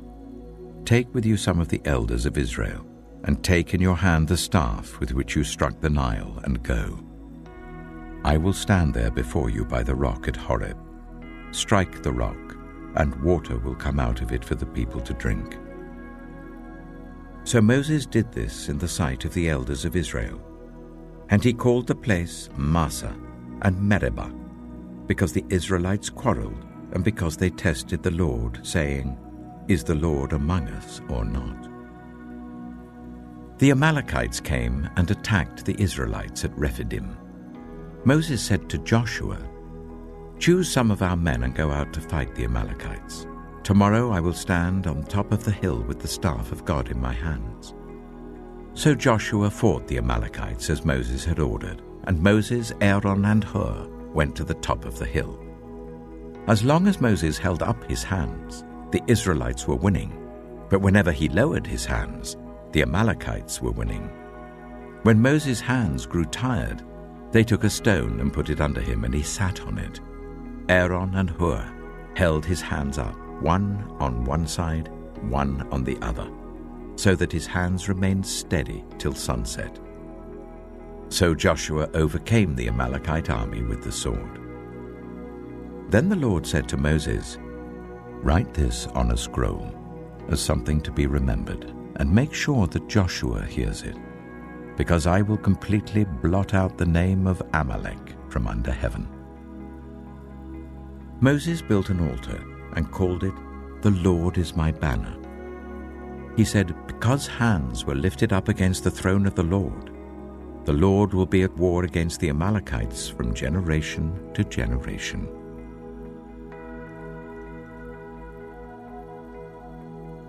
Exodus chapter 18. Now Jethro, the priest of Midian and father-in-law of Moses, heard of everything God had done for Moses and for his people Israel, and how the Lord had brought Israel out of Egypt. After Moses had sent away his wife Zipporah, his father-in-law Jethro received her and her 2 sons. One son was named Gershom, for Moses said, "I have become a foreigner in a foreign land." And the other was named Eleazar, for he said, "My father's God was my helper. He saved me from the sword of Pharaoh." Jethro, Moses' father-in-law, together with Moses' sons and wife, came to him in the wilderness where he was camped near the mountain of God. Jethro had sent word to him, "I, your father-in-law Jethro, am coming to you with your wife and her 2 sons." So Moses went out to meet his father-in-law and bowed down and kissed him. They greeted each other and then went into the tent. Moses told his father-in-law about everything the Lord had done to Pharaoh and the Egyptians for Israel's sake, and about all the hardships they had met along the way, and how the Lord had saved them. Jethro was delighted to hear about all the good things the Lord had done for Israel in rescuing them from the hand of the Egyptians. He said, "Praise be to the Lord, who rescued you from the hand of the Egyptians and of Pharaoh, and who rescued the people from the hand of the Egyptians. Now I know that the Lord is greater than all other gods, for he did this to those who had treated Israel arrogantly." Then Jethro, Moses' father-in-law, brought a burnt offering and other sacrifices to God. And Aaron came with all the elders of Israel to eat a meal with Moses' father-in-law in the presence of God. The next day, Moses took his seat to serve as judge for the people, and they stood round him from morning till evening. When his father-in-law saw all that Moses was doing for the people, he said, "What is this you are doing for the people? Why do you alone sit as judge, while all these people stand round you from morning till evening?" Moses answered him, "Because the people come to me to seek God's will. Whenever they have a dispute, it is brought to me, and I decide between the parties and inform them of God's decrees and instructions." Moses' father-in-law replied, "What you are doing is not good. You and these people who come to you will only wear yourselves out. The work is too heavy for you. You cannot handle it alone. Listen now to me, and I will give you some advice, and may God be with you. You must be the people's representative before God and bring their disputes to him. Teach them his decrees and instructions, and show them the way they are to live and how they are to behave. But select capable men from all the people, men who fear God, trustworthy men who hate dishonest gain, and appoint them as officials over thousands, hundreds, fifties, and tens. Let them serve as judges for the people at all times. But let them bring every difficult case to you. The simple cases they can decide themselves. That will make your load lighter, because they will share it with you. If you do this, and God so command, you will be able to stand the strain, and all these people will go home satisfied." Moses listened to his father-in-law and did everything he said. He chose capable men from all Israel and made them leaders of the people, officials over thousands, hundreds, fifties, and tens. They served as judges for the people at all times. The difficult cases they brought to Moses, but the simple ones they decided themselves. Then Moses sent his father-in-law on his way, and Jethro returned to his own country.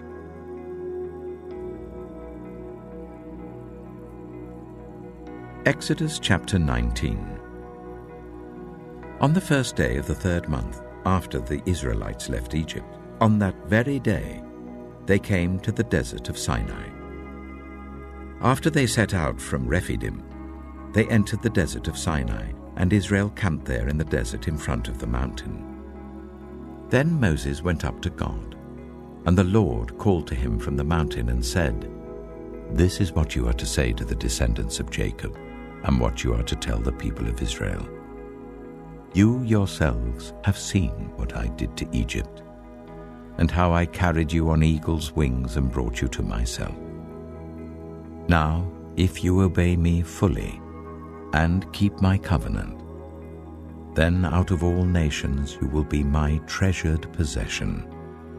Although the whole earth is mine, you will be for me a kingdom of priests and a holy nation. These are the words you are to speak to the Israelites."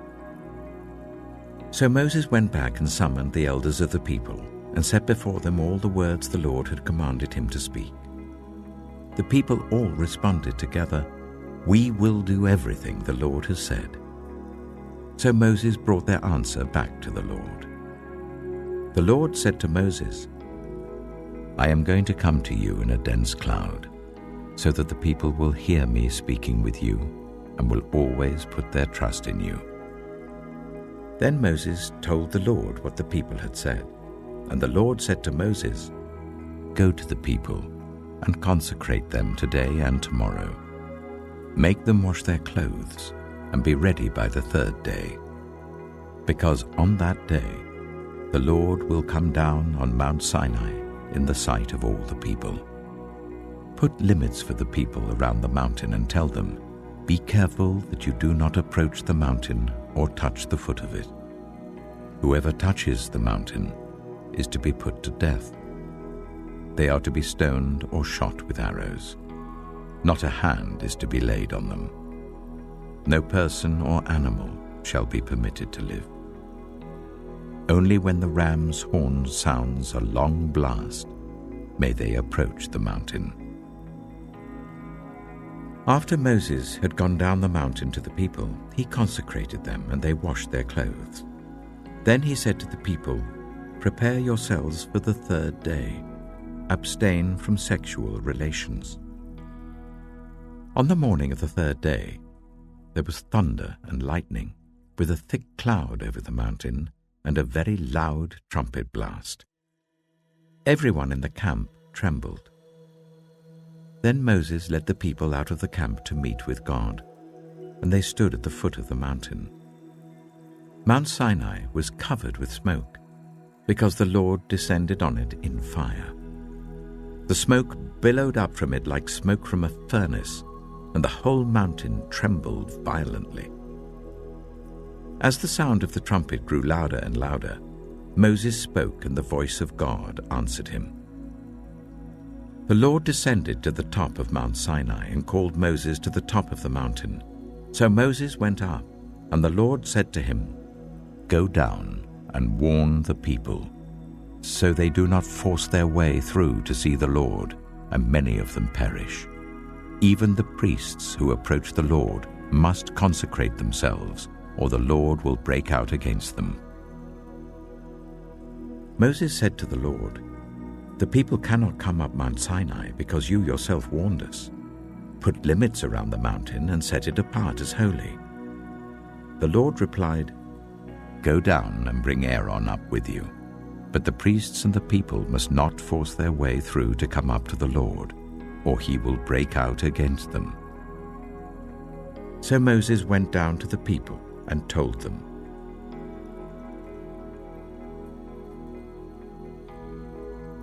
Exodus chapter 20. And God spoke all these words: "I am the Lord your God, who brought you out of Egypt, out of the land of slavery. You shall have no other gods before me. You shall not make for yourself an image in the form of anything in heaven above, or on the earth beneath, or in the waters below. You shall not bow down to them or worship them.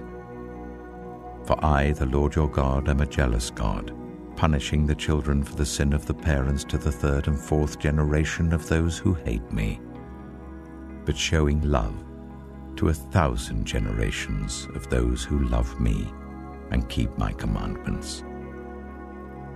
You shall not misuse the name of the Lord your God, for the Lord will not hold anyone guiltless who misuses his name.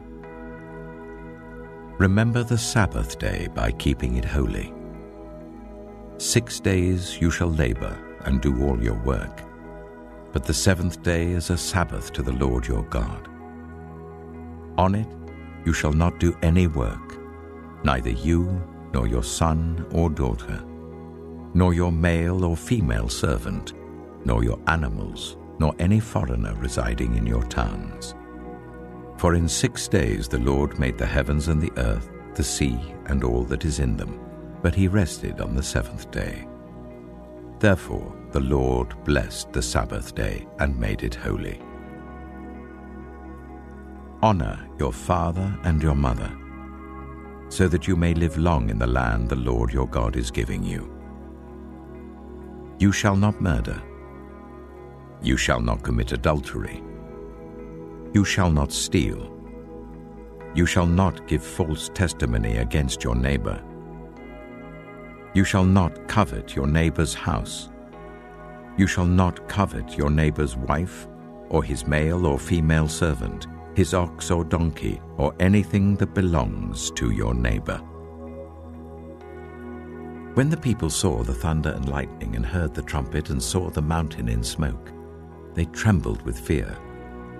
They stayed at a distance and said to Moses, "Speak to us yourself and we will listen, but do not let God speak to us or we will die." Moses said to the people, "Do not be afraid.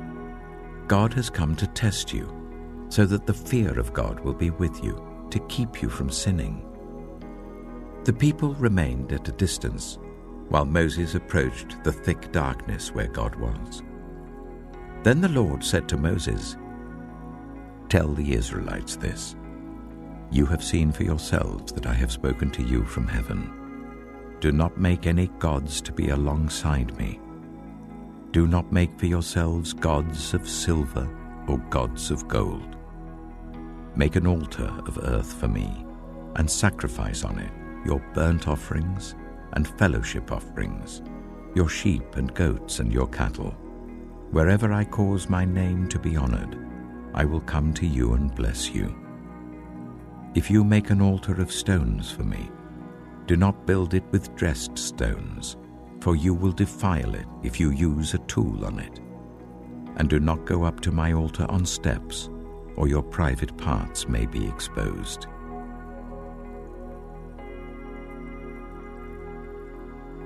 Exodus chapter 21. These are the laws you are to set before them. If you buy a Hebrew servant, he is to serve you for 6 years, but in the 7th year he shall go free without paying anything. If he comes alone, he is to go free alone. But if he has a wife when he comes, she is to go with him. If his master gives him a wife and she bears him sons or daughters, the woman and her children shall belong to her master, and only the man shall go free. But if the servant declares, I love my master and my wife and children and do not want to go free, then his master must take him before the judges. He shall take him to the door or the doorpost and pierce his ear with an awl. Then he will be his servant for life. If a man sells his daughter as a servant, she is not to go free as male servants do. If she does not please the master who has selected her for himself, he must let her be redeemed. He has no right to sell her to foreigners, because he has broken faith with her. If he selects her for his son, he must grant her the rights of a daughter. If he marries another woman, he must not deprive the first one of her food, clothing, and marital rights. If he does not provide her with these 3 things, she is to go free without any payment of money. Anyone who strikes a person with a fatal blow is to be put to death. However, if it is not done intentionally, but God lets it happen, they are to flee to a place I will designate. But if anyone schemes and kills someone deliberately, that person is to be taken from my altar and put to death. Anyone who attacks their father or mother is to be put to death. Anyone who kidnaps someone is to be put to death, whether the victim has been sold or is still in the kidnapper's possession. Anyone who curses their father or mother is to be put to death. If people quarrel and one person hits another with a stone or with their fist, and the victim does not die but is confined to bed, the one who struck the blow will not be held liable if the other can get up and walk around outside with a staff. However, the guilty party must pay the injured person for any loss of time and see that the victim is completely healed. Anyone who beats their male or female slave with a rod must be punished if the slave dies as a direct result. But they are not to be punished if the slave recovers after a day or 2, since the slave is their property. If people are fighting and hit a pregnant woman and she gives birth prematurely, but there is no serious injury, the offender must be fined whatever the woman's husband demands and the court allows. But if there is serious injury, you are to take life for life, eye for eye, tooth for tooth, hand for hand, foot for foot, burn for burn, wound for wound, bruise for bruise. An owner who hits a male or female slave in the eye and destroys it must let the slave go free to compensate for the eye. And an owner who knocks out the tooth of a male or female slave must let the slave go free to compensate for the tooth. If a bull gores a man or woman to death, the bull is to be stoned to death, and its meat must not be eaten. But the owner of the bull will not be held responsible. If, however, the bull has had the habit of goring, and the owner has been warned but has not kept it penned up, and it kills a man or woman, the bull is to be stoned, and its owner also is to be put to death. However, if payment is demanded, the owner may redeem his life by the payment of whatever is demanded. This law also applies if the bull gores a son or a daughter. If the bull gores a male or female slave, the owner must pay 30 shekels of silver to the master of the slave, and the bull is to be stoned to death. If anyone uncovers a pit or digs one and fails to cover it, and an ox or donkey falls into it, the one who opened the pit must pay the owner for the loss and take the dead animal in exchange. If anyone's bull injures someone else's bull and it dies, the two parties are to sell the live one and divide both the money and the dead animal equally.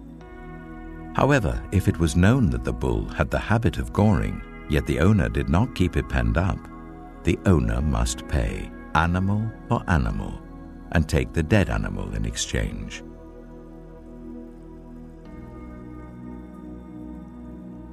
Exodus chapter 22. Whoever steals an ox or a sheep and slaughters it, or sells it, must pay back 5 head of cattle for the ox and 4 sheep for the sheep.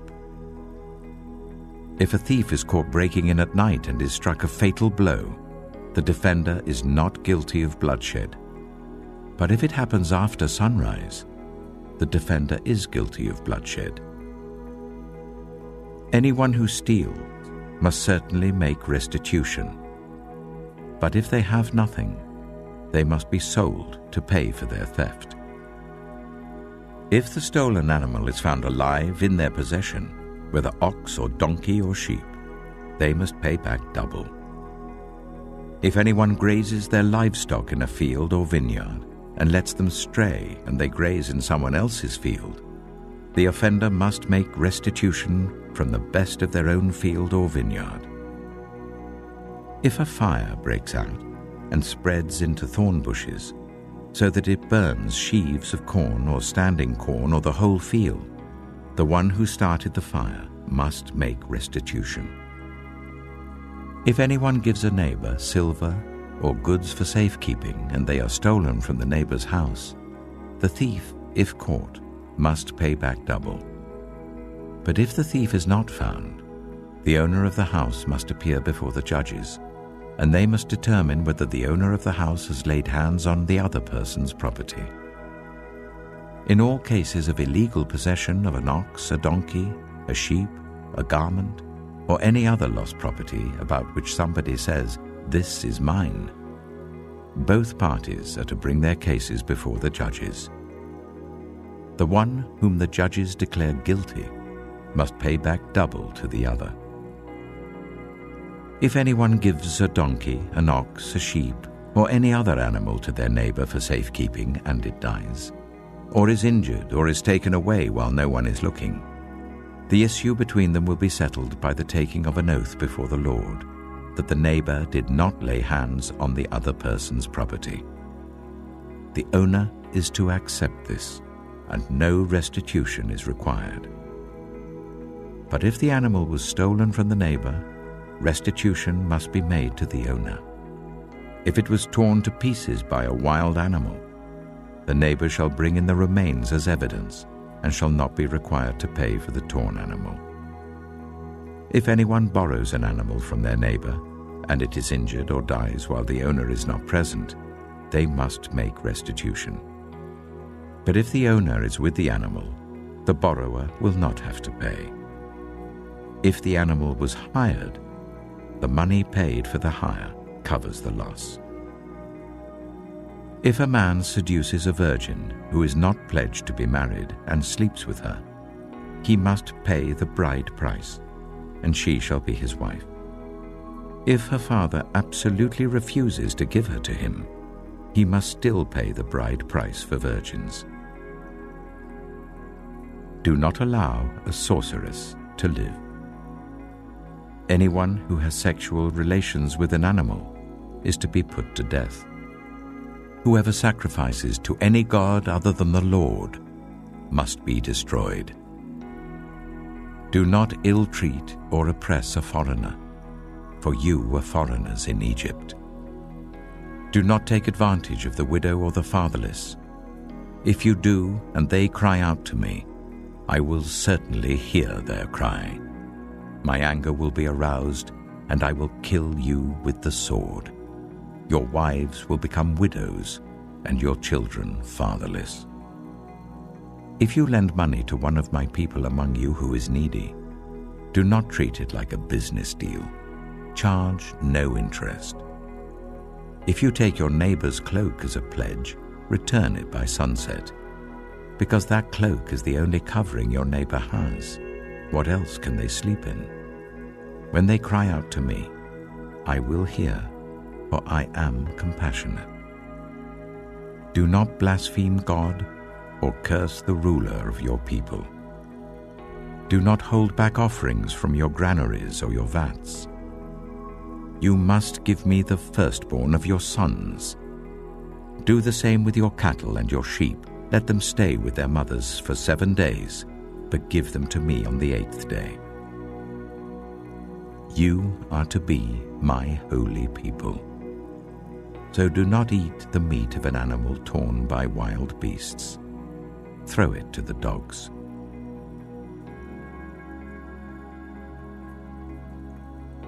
Exodus chapter 23. Do not spread false reports.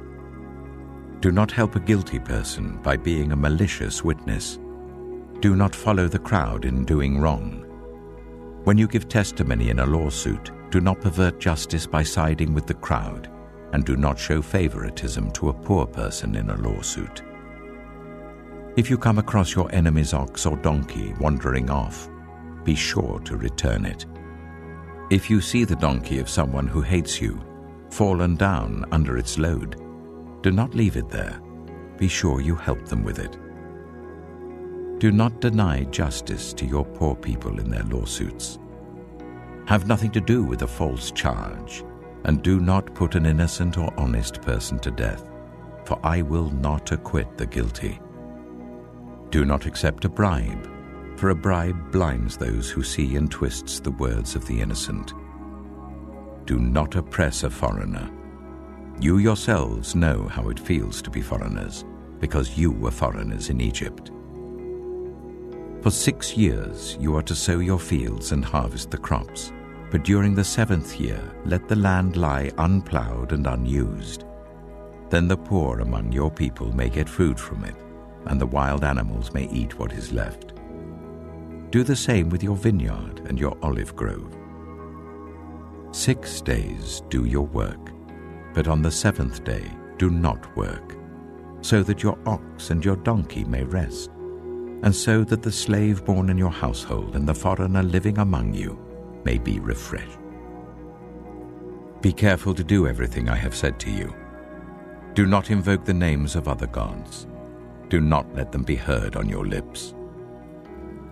3 times a year you are to celebrate a festival to me. Celebrate the festival of unleavened bread. For 7 days eat bread made without yeast as I commanded you. Do this at the appointed time in the month of Aviv, for in that month you came out of Egypt. No one is to appear before me empty-handed. Celebrate the festival of harvest with the first fruits of the crops you sow in your field. Celebrate the festival of ingathering at the end of the year, when you gather in your crops from the field. 3 times a year all the men are to appear before the sovereign Lord. Do not offer the blood of a sacrifice to me, along with anything containing yeast. The fat of my festival offerings must not be kept until morning. Bring the best of the first fruits of your soil to the house of the Lord your God. Do not cook a young goat in its mother's milk. See, I am sending an angel ahead of you to guard you along the way, and to bring you to the place I have prepared. Pay attention to him and listen to what he says. Do not rebel against him. He will not forgive your rebellion, since my name is in him. If you listen carefully to what he says and do all that I say, I will be an enemy to your enemies and will oppose those who oppose you. My angel will go ahead of you and bring you into the land of the Amorites, Hittites, Perizzites, Canaanites, Hivites, and Jebusites, and I will wipe them out. Do not bow down before their gods, or worship them, or follow their practices. You must demolish them and break their sacred stones to pieces. Worship the Lord your God, and his blessing will be on your food and water. I will take away disease from among you, and none will miscarry or be barren in your land. I will give you a full lifespan. I will send my terror ahead of you and throw into confusion every nation you encounter. I will make all your enemies turn their backs and run. I will send the hornet ahead of you to drive the Hivites, Canaanites, and Hittites out of your way. But I will not drive them out in a single year, because the land would become desolate and the wild animals too numerous for you. Little by little I will drive them out before you, until you have increased enough to take possession of the land. I will establish your borders from the Red Sea to the Mediterranean Sea, and from the desert to the Euphrates River. I will give into your hands the people who live in the land, and you will drive them out before you.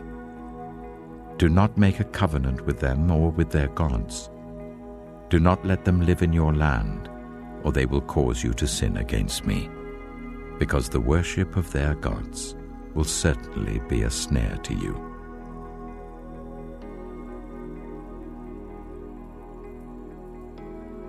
Exodus chapter 24.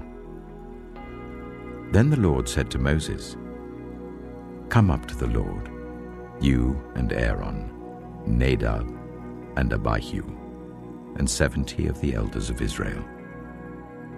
You are to worship at a distance, but Moses alone is to approach the Lord. The others must not come near, and the people may not come up with him." When Moses went and told the people all the Lord's words and laws, they responded with one voice, "Everything the Lord has said we will do." Moses then wrote down everything the Lord had said. He got up early the next morning and built an altar at the foot of the mountain and set up 12 stone pillars representing the 12 tribes of Israel. Then he sent young Israelite men, and they offered burnt offerings and sacrificed young bulls as fellowship offerings to the Lord. Moses took half of the blood and put it in bowls, and the other half he splashed against the altar. Then he took the book of the covenant and read it to the people. They responded, "We will do everything the Lord has said. We will obey." Moses then took the blood, sprinkled it on the people, and said, "This is the blood of the covenant that the Lord has made with you in accordance with all these words." Moses and Aaron, Nadab and Abihu, and the 70 elders of Israel went up and saw the God of Israel. Under his feet was something like a pavement made of lapis lazuli, as bright blue as the sky. But God did not raise his hand against these leaders of the Israelites. They saw God, and they ate and drank. The Lord said to Moses, "Come up to me on the mountain and stay here, and I will give you the tablets of stone with the law and commandments I have written for their instruction." Then Moses set out with Joshua his assistant, and Moses went up on the mountain of God. He said to the elders, "Wait here for us until we come back to you. Aaron and Hur are with you, and anyone involved in a dispute can go to them." When Moses went up on the mountain, the cloud covered it, and the glory of the Lord settled on Mount Sinai. For 6 days the cloud covered the mountain, and on the 7th day the Lord called to Moses from within the cloud. To the Israelites, the glory of the Lord looked like a consuming fire on top of the mountain. Then Moses entered the cloud as he went on up the mountain. And he stayed on the mountain 40 days and 40 nights.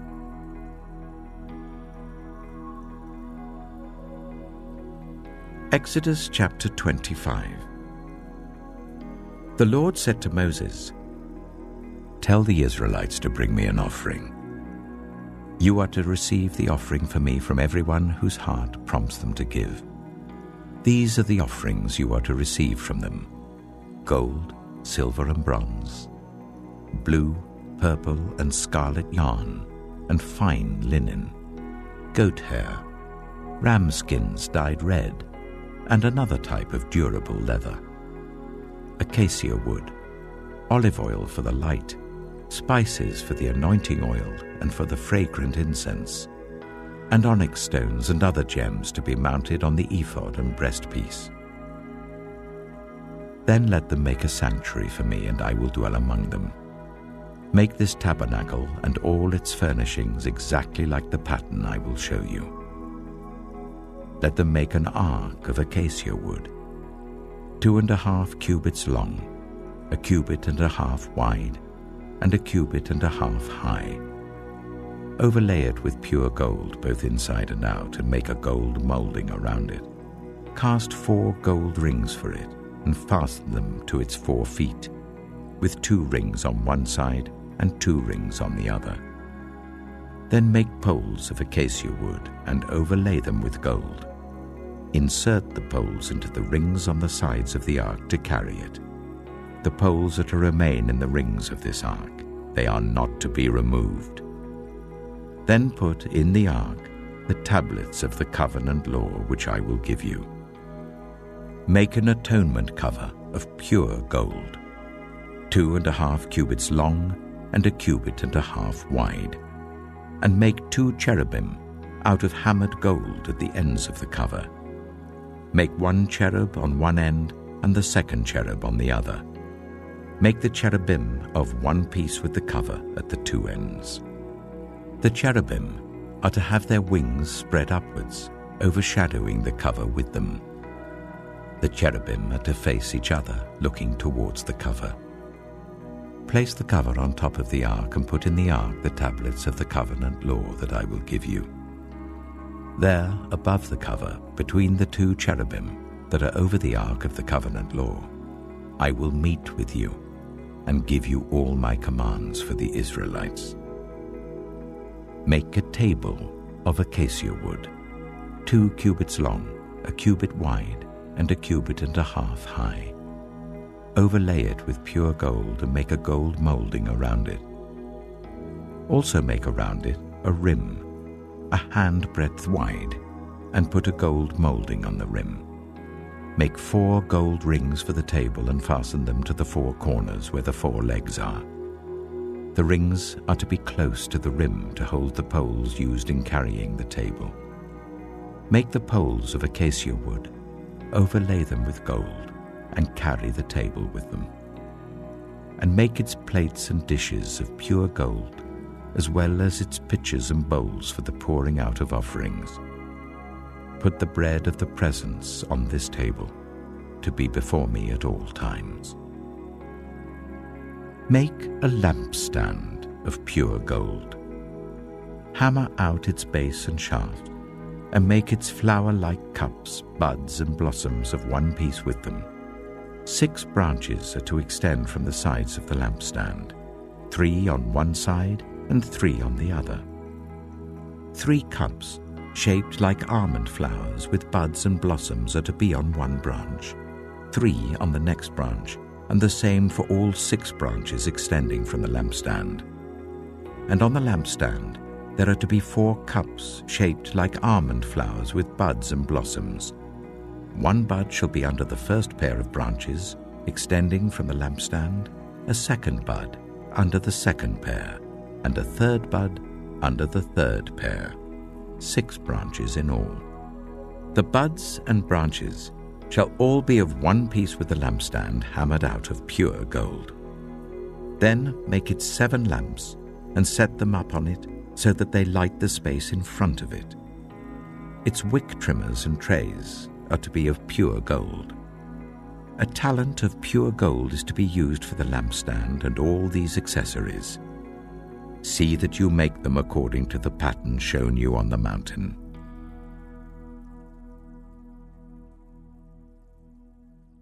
Exodus chapter 26. Make the tabernacle with 10 curtains of finely twisted linen and blue, purple, and scarlet yarn, with cherubim woven into them by a skilled worker. All the curtains are to be the same size, 28 cubits long and 4 cubits wide. Join 5 of the curtains together and do the same with the other 5. Make loops of blue material along the edge of the end curtain in one set and do the same with the end curtain in the other set. Make 50 loops on one curtain and 50 loops on the end curtain of the other set, with the loops opposite each other. Then make 50 gold clasps and use them to fasten the curtains together so that the tabernacle is a unit. Make curtains of goat hair for the tent over the tabernacle, 11 altogether. All 11 curtains are to be the same size, 30 cubits long and 4 cubits wide. Join 5 of the curtains together into one set and the other 6 into another set. Fold the 6th curtain double at the front of the tent. Make 50 loops along the edge of the end curtain in one set and also along the edge of the end curtain in the other set. Then make 50 bronze clasps and put them in the loops to fasten the tent together as a unit. As for the additional length of the tent curtains, the half curtain that is left over is to hang down at the rear of the tabernacle. The tent curtains will be a cubit longer on both sides. What is left will hang over the sides of the tabernacle so as to cover it. Make for the tent a covering of ram skins dyed red, and over that a covering of other durable leather. Make upright frames of acacia wood for the tabernacle. Each frame is to be 10 cubits long and 1.5 cubits wide, with 2 projections set parallel to each other. Make all the frames of the tabernacle in this way. Make 20 frames for the south side of the tabernacle, and make 40 silver bases to go under them, 2 bases for each frame, 1 under each projection. For the other side, the north side of the tabernacle, make 20 frames and 40 silver bases, 2 under each frame. Make 6 frames for the far end, that is the west end of the tabernacle, and make 2 frames for the corners at the far end. At these 2 corners, they must be double from the bottom all the way to the top and fitted into a single ring. Both shall be like that. So there will be 8 frames and 16 silver bases, 2 under each frame. Also, make crossbars of acacia wood, 5 for the frames on one side of the tabernacle, 5 for those on the other side, and 5 for the frames on the west at the far end of the tabernacle. The center crossbar is to extend from end to end at the middle of the frames. Overlay the frames with gold and make gold rings to hold the crossbars. Also, overlay the crossbars with gold. Set up the tabernacle according to the plan shown you on the mountain. Make a curtain of blue, purple, and scarlet yarn and finely twisted linen, with cherubim woven into it by a skilled worker. Hang it with gold hooks on 4 posts of acacia wood, overlaid with gold and standing on 4 silver bases. Hang the curtain from the clasps and place the Ark of the Covenant law behind the curtain. The curtain will separate the holy place from the most holy place. Put the atonement cover on the Ark of the Covenant law in the most holy place. Place the table outside the curtain on the north side of the tabernacle, and put the lampstand opposite it on the south side. For the entrance to the tent, make a curtain of blue, purple, and scarlet yarn and finely twisted linen, the work of an embroiderer. Make gold hooks for this curtain, and 5 posts of acacia wood overlaid with gold, and cast 5 bronze bases for them.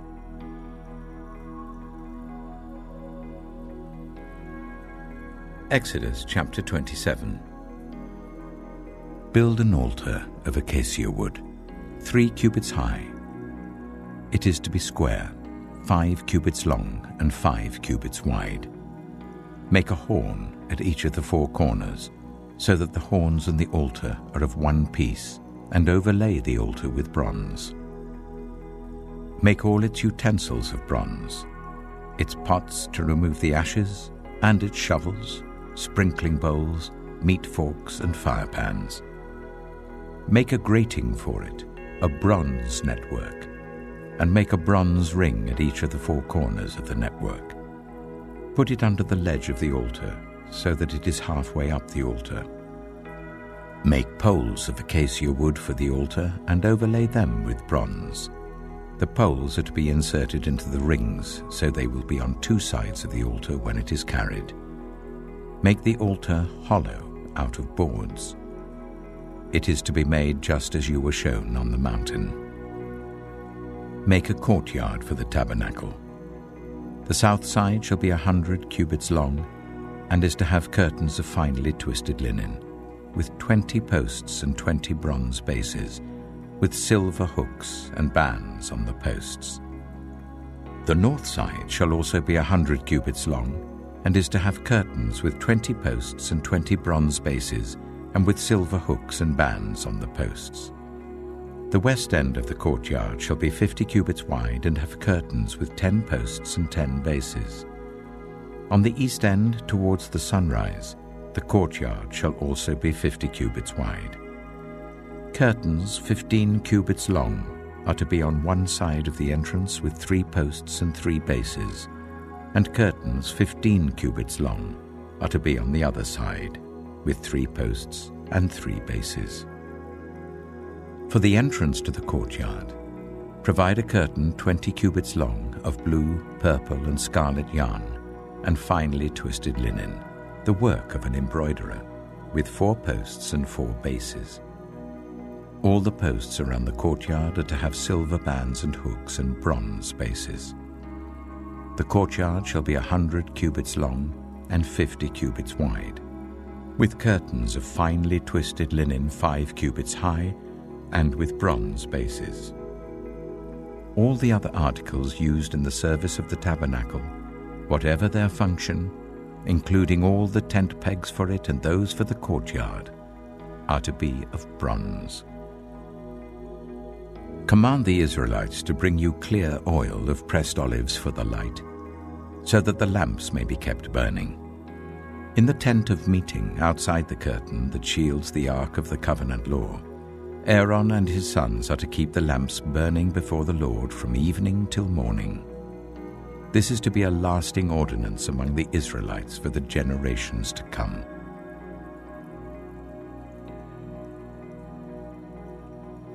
Exodus chapter 28. Let Aaron your brother be brought to you from among the Israelites, with his sons Nadab and Abihu, Eleazar and Ithamar, so that they may serve me as priests. Make sacred garments for your brother Aaron to give him dignity and honor. Tell all the skilled workers to whom I have given wisdom in such matters that they are to make garments for Aaron, for his consecration, so that he may serve me as priest.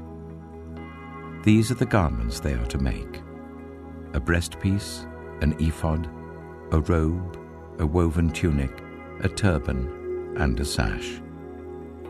They are to make these sacred garments for your brother Aaron and his sons, so that they may serve me as priests.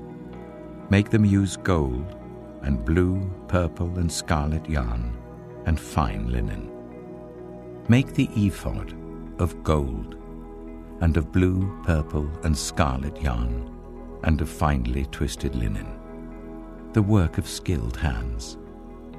It is to have 2 shoulder pieces attached to 2 of its corners, so that it can be fastened.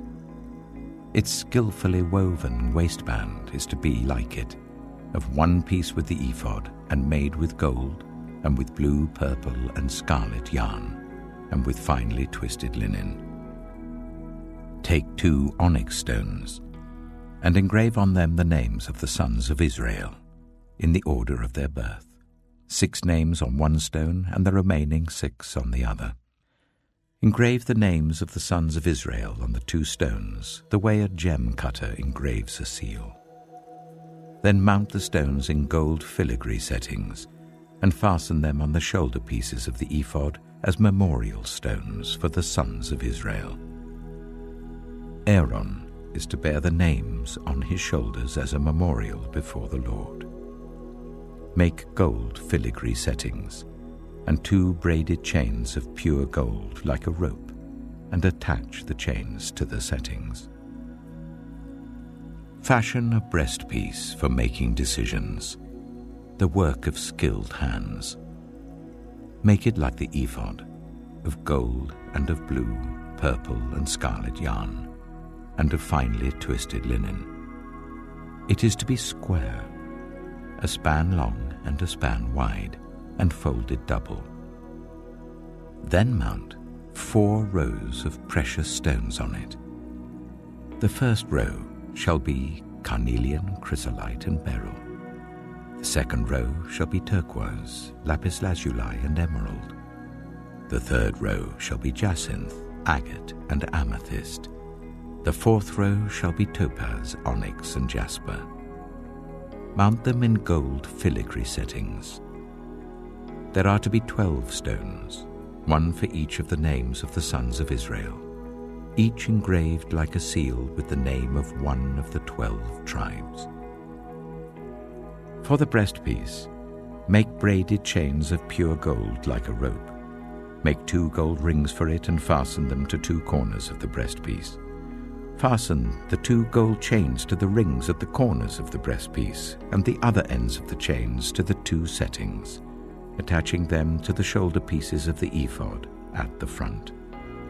Make 2 gold rings and attach them to the other 2 corners of the breastpiece on the inside edge next to the ephod.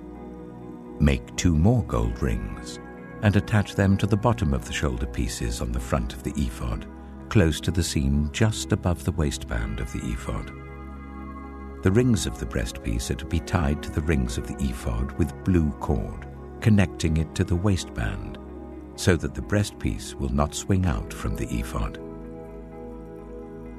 Whenever Aaron enters the holy place, he will bear the names of the sons of Israel over his heart on the breastpiece of decision, as a continuing memorial before the Lord. Also put the Urim and the Thummim in the breastpiece, so they may be over Aaron's heart whenever he enters the presence of the Lord. Thus Aaron will always bear the means of making decisions for the Israelites over his heart before the Lord.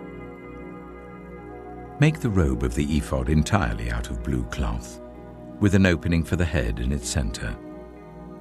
There shall be a woven edge like a collar around this opening, so that it will not tear. Make pomegranates of blue, purple, and scarlet yarn around the hem of the robe, with gold bells between them. The gold bells and the pomegranates are to alternate round the hem of the robe. Aaron must wear it when he ministers. The sound of the bells will be heard when he enters the holy place before the Lord and when he comes out, so that he will not die. Make a plate of pure gold and engrave on it as on a seal, holy to the Lord. Fasten a blue cord to it to attach it to the turban. It is to be on the front of the turban. It will be on Aaron's forehead, and he will bear the guilt involved in the sacred gifts the Israelites consecrate, whatever their gifts may be. It will be on Aaron's forehead continually, so that they will be acceptable to the Lord. Weave the tunic of fine linen and make the turban of fine linen.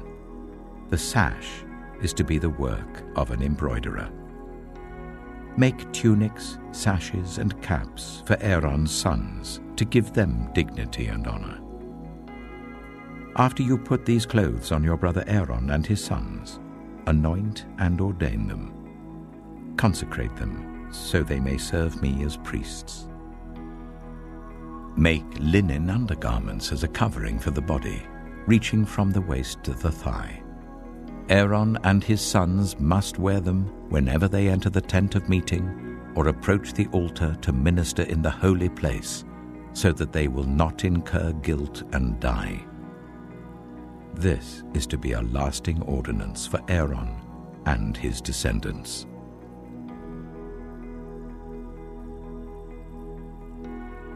Exodus chapter 29. This is what you are to do to consecrate them, so that they may serve me as priests. Take a young bull and 2 rams without defect, and from the finest wheat flour make round loaves without yeast, thick loaves without yeast, and with olive oil mixed in, and thin loaves without yeast, and brushed with olive oil.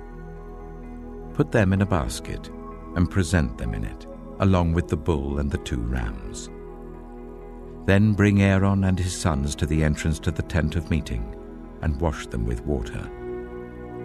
Take the garments and dress Aaron with the tunic, the robe of the ephod itself, and the breastpiece. Fasten the ephod on him by its skillfully woven waistband. Put the turban on his head and attach the sacred emblem to the turban. Take the anointing oil and anoint him by pouring it on his head. Bring his sons and dress them in tunics and fasten caps on them. Then tie sashes on Aaron and his sons. The priesthood is theirs by a lasting ordinance. Then you shall ordain Aaron and his sons. Bring the bull to the front of the tent of meeting, and Aaron and his sons shall lay their hands on its head. Slaughter it in the Lord's presence at the entrance to the tent of meeting. Take some of the bull's blood and put it on the horns of the altar with your finger, and pour out the rest of it at the base of the altar. Then take all the fat of the internal organs, the covering of the liver and both kidneys with the fat on them, and burn them on the altar. But burn the bull's flesh and its hide and its intestines outside the camp. It is a sin offering. Take one of the rams, and Aaron and his sons shall lay their hands on its head. Slaughter it, and take the blood and splash it against the sides of the altar. Cut the ram into pieces, and wash the internal organs and the legs, putting them with the head and the other pieces. Then burn the entire ram on the altar. It is a burnt offering to the Lord, a pleasing aroma, a food offering presented to the Lord. Take the other ram, and Aaron and his sons shall lay their hands on its head. Slaughter it, take some of its blood, and put it on the lobes of the right ears of Aaron and his sons, on the thumbs of their right hands, and on the big toes of their right feet. Then splash blood against the sides of the altar. And take some of the blood on the altar and some of the anointing oil and sprinkle it on Aaron and his garments, and on his sons and their garments. Then he and his sons and their garments will be consecrated. Take from this ram the fat tail, the fat on the internal organs, the covering of the liver, both kidneys with the fat on them, and the right thigh. This is the ram for the ordination. From the basket of bread made without yeast, which is before the Lord, take 1 round loaf, 1 thick loaf with olive oil mixed in, and 1 thin loaf. Put all these in the hands of Aaron and his sons, and wave them before the Lord as a wave offering. Then take them from their hands, and burn them on the altar along with the burnt offering, for a pleasing aroma to the Lord, a food offering presented to the Lord. After you take the breast of the ram for Aaron's ordination, wave it before the Lord as a wave offering, and it will be your share. Consecrate those parts of the ordination ram that belong to Aaron and his sons, the breast that was waved and the thigh that was presented. This is always to be the regular share from the Israelites for Aaron and his sons. It is the contribution the Israelites are to make to the Lord from their fellowship offerings. Aaron's sacred garments will belong to his descendants, so that they can be anointed and ordained in them. The son who succeeds him as priest and comes to the tent of meeting to minister in the holy place is to wear them 7 days. Take the ram for the ordination and cook the meat in a sacred place. At the entrance to the tent of meeting, Aaron and his sons are to eat the meat of the ram and the bread that is in the basket. They are to eat these offerings by which atonement was made for their ordination and consecration. But no one else may eat them, because they are sacred. And if any of the meat of the ordination ram or any bread is left over till morning, burn it up. It must not be eaten, because it is sacred. Do for Aaron and his sons everything I have commanded you, taking 7 days to ordain them. Sacrifice a bull each day as a sin offering to make atonement. Purify the altar by making atonement for it and anoint it to consecrate it. For 7 days make atonement for the altar and consecrate it. Then the altar will be most holy, and whatever touches it will be holy. This is what you are to offer on the altar regularly each day: 2 lambs a year old. Offer one in the morning and the other at twilight. With the first lamb, offer 1/10 of an ephah of the finest flour, mixed with 1/4 of a hin of oil from pressed olives, and 1/4 of a hin of wine as a drink offering. Sacrifice the other lamb at twilight with the same grain offering and its drink offering as in the morning, a pleasing aroma, a food offering presented to the Lord. For the generations to come, this burnt offering is to be made regularly at the entrance to the tent of meeting before the Lord. There I will meet you and speak to you. There also I will meet with the Israelites, and the place will be consecrated by my glory. So I will consecrate the tent of meeting and the altar, and will consecrate Aaron and his sons to serve me as priests. Then I will dwell among the Israelites and be their God. They will know that I am the Lord their God, who brought them out of Egypt so that I might dwell among them. I am the Lord their God.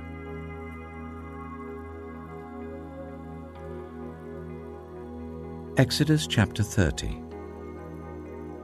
Make an altar of acacia wood for burning incense. It is to be square, 1 cubit long and 1 cubit wide and 2 cubits high, its horns of one piece with it.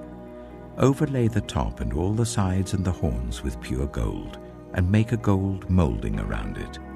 Make 2 gold rings for the altar below the molding, 2 on each of the opposite sides to hold the poles used to carry it. Make the poles of acacia wood and overlay them with gold.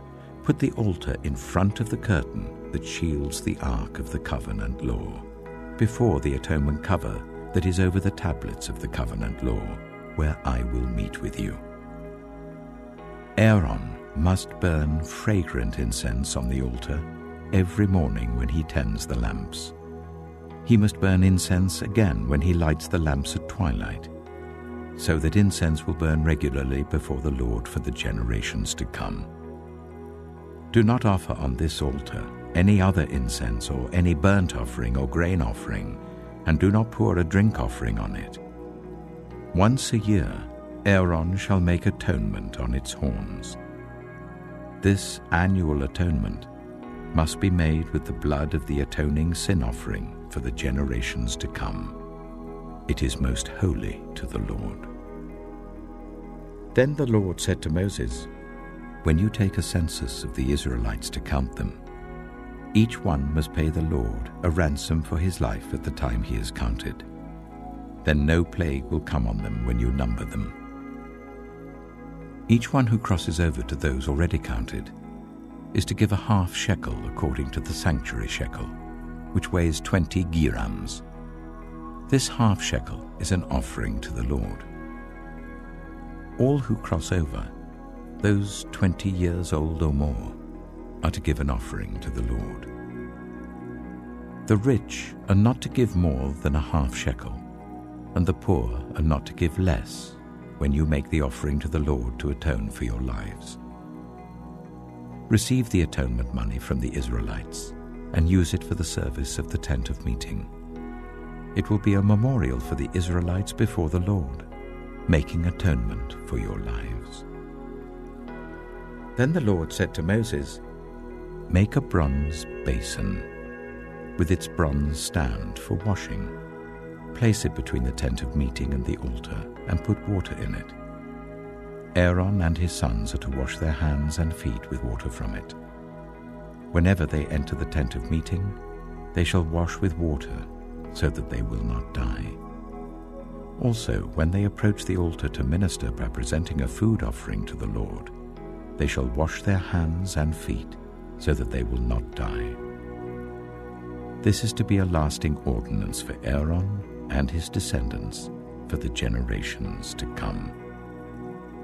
Then the Lord said to Moses, "Take the following fine spices: 500 shekels of liquid myrrh, half as much, that is 250 shekels, of fragrant cinnamon, 250 shekels of fragrant calamus, 500 shekels of cassia, all according to the sanctuary shekel, and a hin of olive oil. Make these into a sacred anointing oil, a fragrant blend, the work of a perfumer. It will be the sacred anointing oil.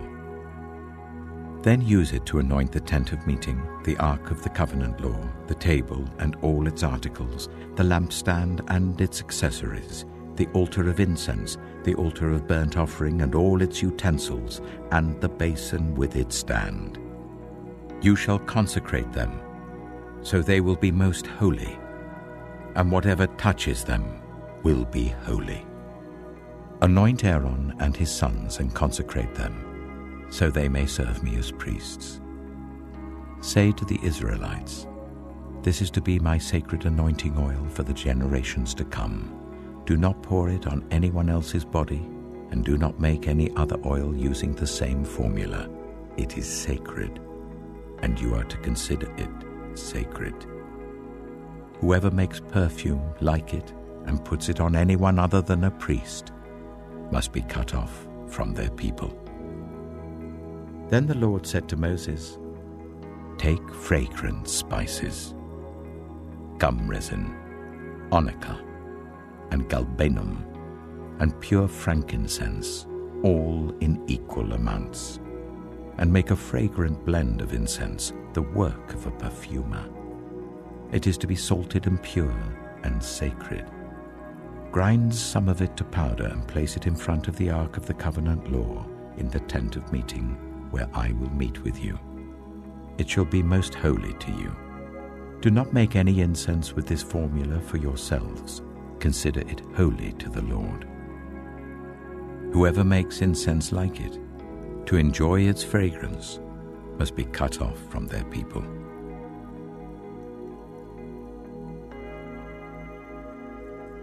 Exodus chapter 31. Then the Lord said to Moses, "See, I have chosen Bezalel, son of Uri, the son of Hur of the tribe of Judah, and I have filled him with the Spirit of God, with wisdom, with understanding, with knowledge, and with all kinds of skills, to make artistic designs for work in gold, silver, and bronze, to cut and set stones, to work in wood, and to engage in all kinds of crafts. Moreover, I have appointed Aholiab, son of Ahisamach, of the tribe of Dan, to help him.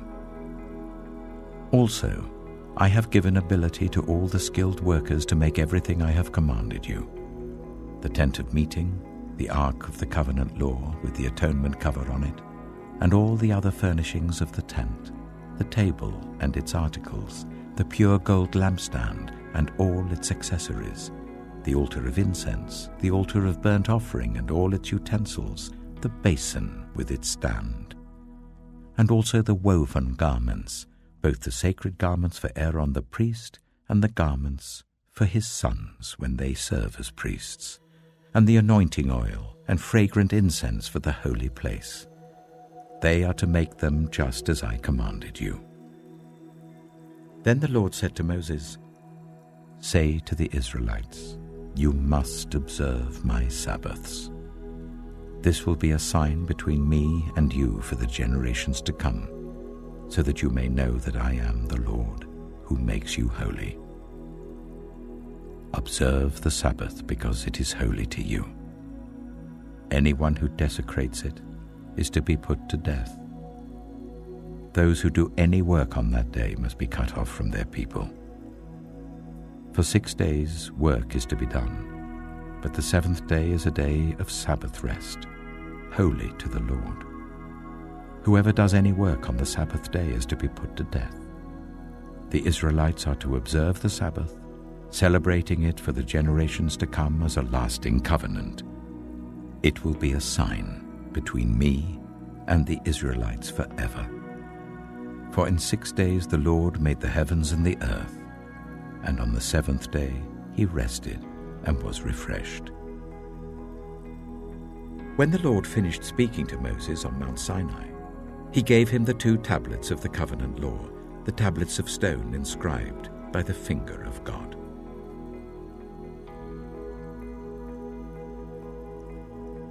Exodus chapter 32.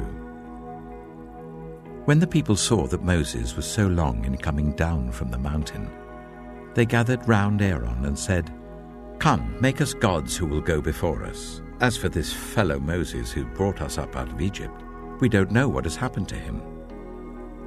Aaron answered them, "Take off the gold earrings that your wives, your sons, and your daughters are wearing, and bring them to me."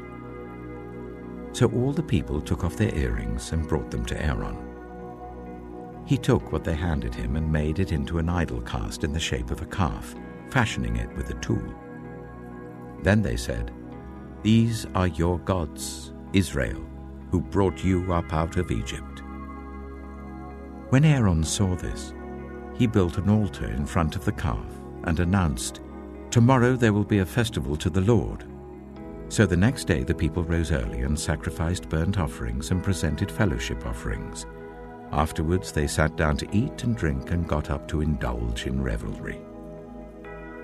Then the Lord said to Moses, "Go down, because your people, whom you brought up out of Egypt, have become corrupt. They have been quick to turn away from what I commanded them and have made themselves an idol cast in the shape of a calf. They have bowed down to it and sacrificed to it and have said, 'These are your gods, Israel, who brought you up out of Egypt.' I have seen these people," the Lord said to Moses, "and they are a stiff-necked people. Now leave me alone so that my anger may burn against them and that I may destroy them.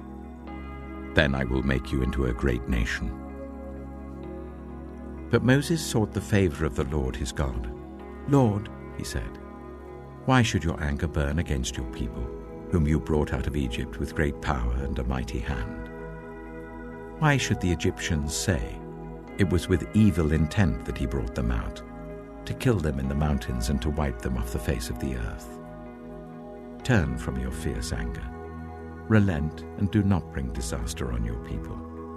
Remember your servants, Abraham, Isaac, and Israel, to whom you swore by your own self, 'I will make your descendants as numerous as the stars in the sky, and I will give your descendants all this land I promised them, and it will be their inheritance forever.' Then the Lord relented and did not bring on his people the disaster he had threatened. Moses turned and went down the mountain with the 2 tablets of the covenant law in his hands. They were inscribed on both sides, front and back, The tablets were the work of God. The writing was the writing of God, engraved on the tablets. When Joshua heard the noise of the people shouting, he said to Moses, "There is the sound of war in the camp." Moses replied, "It is not the sound of victory. It is not the sound of defeat. It is the sound of singing that I hear." When Moses approached the camp and saw the calf and the dancing, his anger burned, and he threw the tablets out of his hands, breaking them to pieces at the foot of the mountain. And he took the calf the people had made and burned it in the fire. Then he ground it to powder, scattered it on the water, and made the Israelites drink it. He said to Aaron, "What did these people do to you, that you led them into such great sin?" "Do not be angry, my lord," Aaron answered. "You know how prone these people are to evil. They said to me, 'Make us gods who will go before us.' As for this fellow Moses who brought us up out of Egypt, we don't know what's happened to him." So I told them, 'Whoever has any gold jewelry, take it off.' Then they gave me the gold, and I threw it into the fire, and out came this calf." Moses saw that the people were running wild, and that Aaron had let them get out of control and so become a laughingstock to their enemies. So he stood at the entrance to the camp and said, "Whoever is for the Lord, come to me." And all the Levites rallied to him. Then he said to them, "This is what the Lord, the God of Israel, says. Each man strap a sword to his side. Go back and forth through the camp from one end to the other, each killing his brother and friend and neighbor." The Levites did as Moses commanded, and that day about 3,000 of the people died. Then Moses said, "You have been set apart to the Lord today, for you were against your own sons and brothers, and he has blessed you this day." The next day Moses said to the people, "You have committed a great sin, but now I will go up to the Lord. Perhaps I can make atonement for your sin." So Moses went back to the Lord and said, "Oh, what a great sin these people have committed. They have made themselves gods of gold. But now, please, forgive their sin. But if not, then blot me out of the book you have written." The Lord replied to Moses, "Whoever has sinned against me, I will blot out of my book. Now go, lead the people to the place I spoke of, and my angel will go before you. However, when the time comes for me to punish, I will punish them for their sin." And the Lord struck the people with a plague because of what they did with the calf Aaron had made.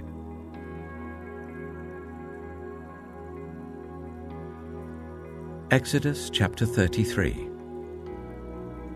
Then the Lord said to Moses, "Leave this place, you and the people you brought up out of Egypt, and go up to the land I promised on oath to Abraham, Isaac, and Jacob, saying, 'I will give it to your descendants. I will send an angel before you and drive out the Canaanites, Amorites, Hittites, Perizzites, Hivites, and Jebusites. Go up to the land flowing with milk and honey. But I will not go with you, because you are a stiff-necked people, and I might destroy you on the way.'" When the people heard these distressing words, they began to mourn, and no one put on any ornaments. For the Lord had said to Moses, "Tell the Israelites, you are a stiff-necked people. If I were to go with you even for a moment, I might destroy you. Now take off your ornaments, and I will decide what to do with you." So the Israelites stripped off their ornaments at Mount Horeb. Now Moses used to take a tent and pitch it outside the camp some distance away, calling it the tent of meeting. Anyone inquiring of the Lord would go to the tent of meeting outside the camp. And whenever Moses went out to the tent, all the people rose and stood at the entrances to their tents, watching Moses until he entered the tent. As Moses went into the tent, the pillar of cloud would come down and stay at the entrance while the Lord spoke with Moses. Whenever the people saw the pillar of cloud standing at the entrance to the tent, they all stood and worshipped, each at the entrance to their tent. The Lord would speak to Moses face to face, as one speaks to a friend. Then Moses would return to the camp, but his young assistant Joshua, son of Nun, did not leave the tent. Moses said to the Lord, "You have been telling me, 'Lead these people.' But you have not let me know whom you will send with me. You have said, 'I know you by name, and you have found favor with me.' If you are pleased with me, teach me your ways, so I may know you and continue to find favor with you. Remember that this nation is your people." The Lord replied, "My presence will go with you, and I will give you rest." Then Moses said to him, "If your presence does not go with us, do not send us up from here. How will anyone know that you are pleased with me and with your people unless you go with us? What else will distinguish me and your people from all the other people on the face of the earth?" And the Lord said to Moses, "I will do the very thing you have asked, because I am pleased with you, and I know you by name." Then Moses said, "Now show me your glory." And the Lord said, "I will cause all my goodness to pass in front of you, and I will proclaim my name, the Lord, in your presence. I will have mercy on whom I will have mercy, and I will have compassion on whom I will have compassion. But," he said, "you cannot see my face, for no one may see me and live." Then the Lord said, "There is a place near me where you may stand on a rock. When my glory passes by, I will put you in a cleft in the rock and cover you with my hand until I have passed by. Then I will remove my hand, and you will see my back, but my face must not be seen."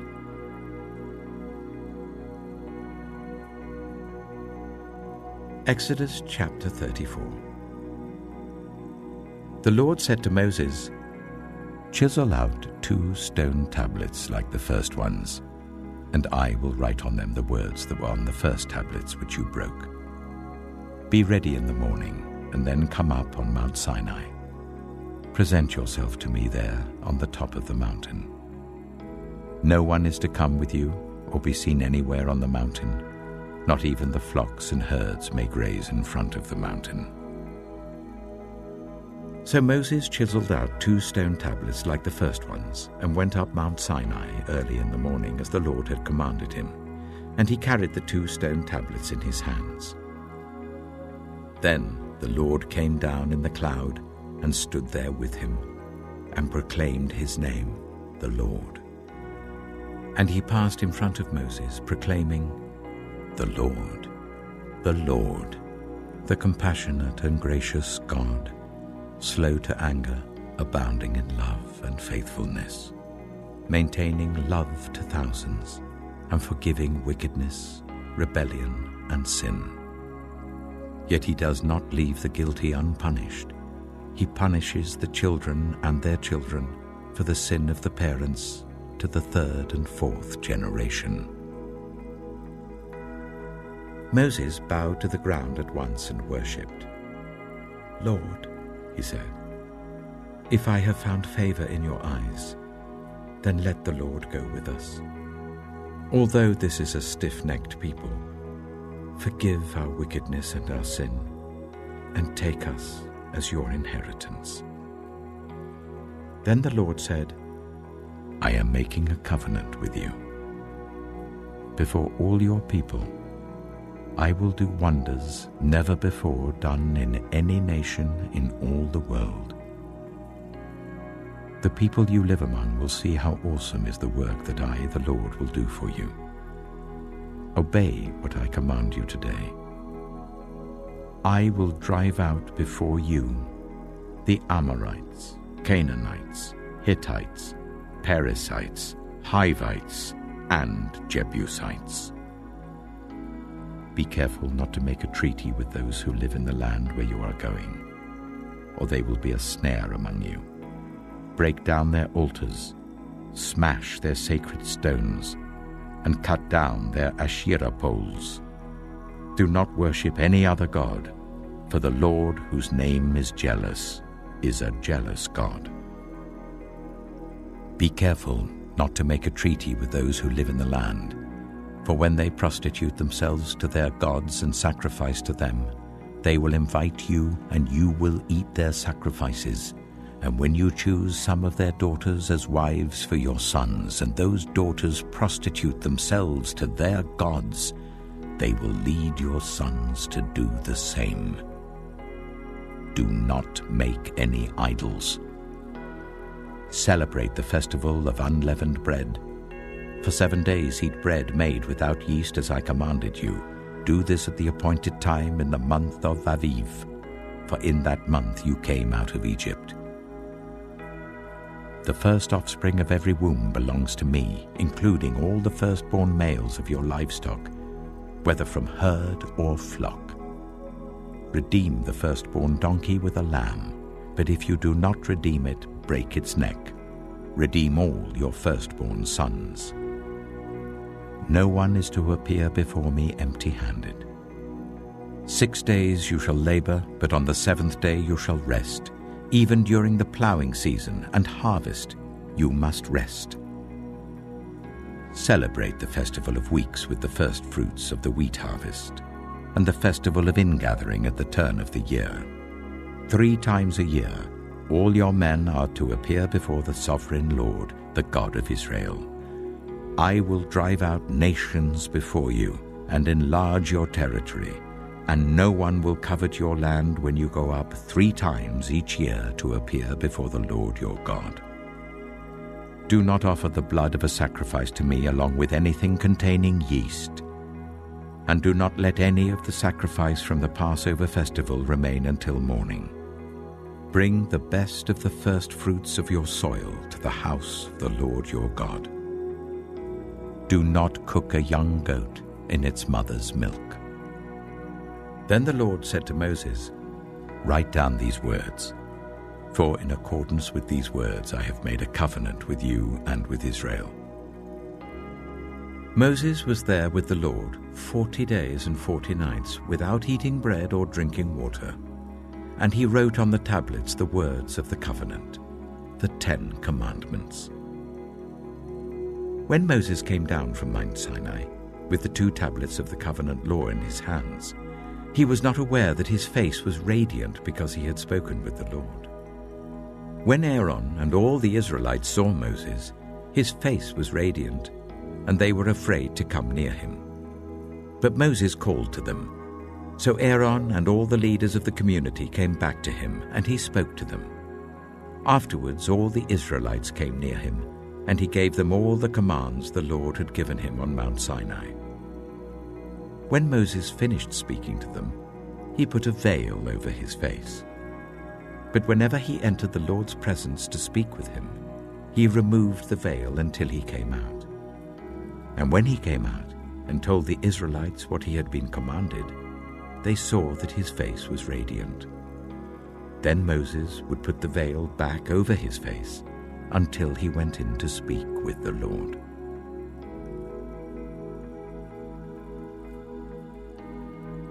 Exodus chapter 35.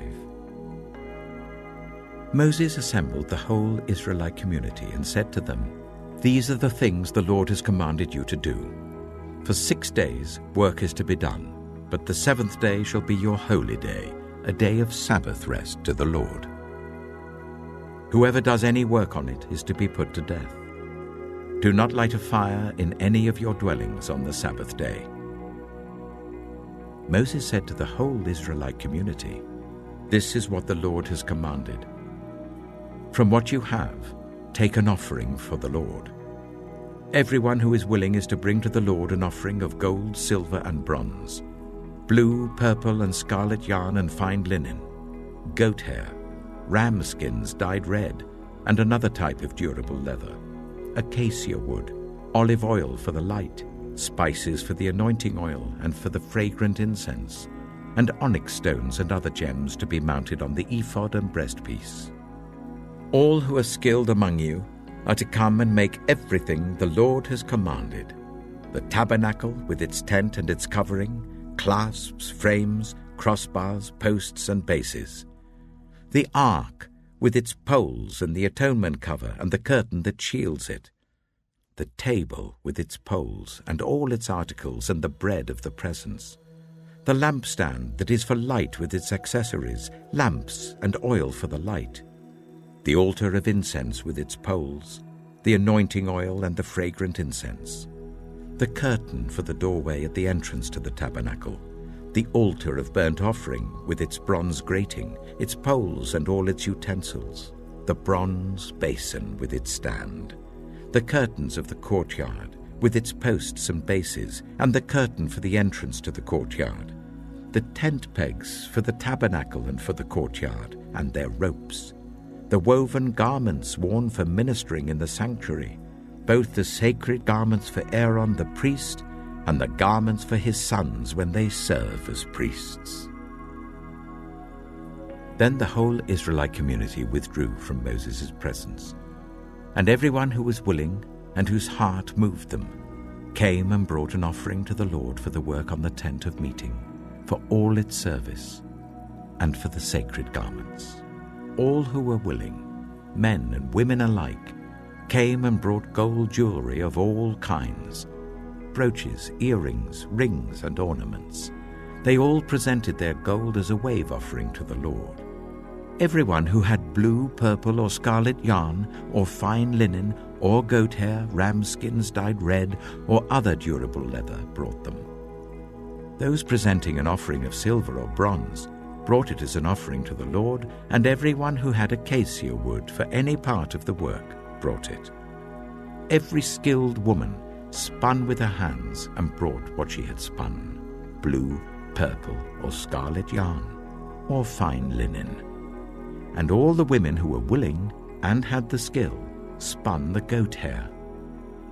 The leaders brought onyx stones and other gems to be mounted on the ephod and breastpiece. They also brought spices and olive oil for the light, and for the anointing oil, and for the fragrant incense. All the Israelite men and women who were willing brought to the Lord free will offerings for all the work the Lord, through Moses, had commanded them to do. Then Moses said to the Israelites, "See, the Lord has chosen Bezalel, son of Uri, the son of Hur, of the tribe of Judah, and he has filled him with the Spirit of God, with wisdom, with understanding, with knowledge, and with all kinds of skills, to make artistic designs for work in gold, silver, and bronze, to cut and set stones, to work in wood, and to engage in all kinds of artistic crafts. And he has given both him and Aholiab, son of Ahisamach of the tribe of Dan, the ability to teach others. He has filled them with skill to do all kinds of work as engravers, designers, embroiderers in blue, purple, and scarlet yarn and fine linen, and weavers, all of them skilled workers and designers."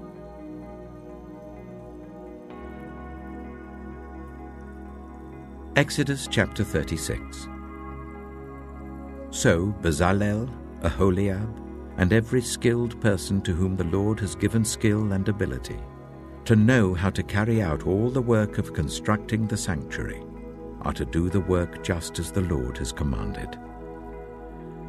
Then Moses summoned Bezalel and Aholiab, and every skilled person to whom the Lord had given ability, and who was willing to come and do the work. They received from Moses all the offerings the Israelites had brought to carry out the work of constructing the sanctuary.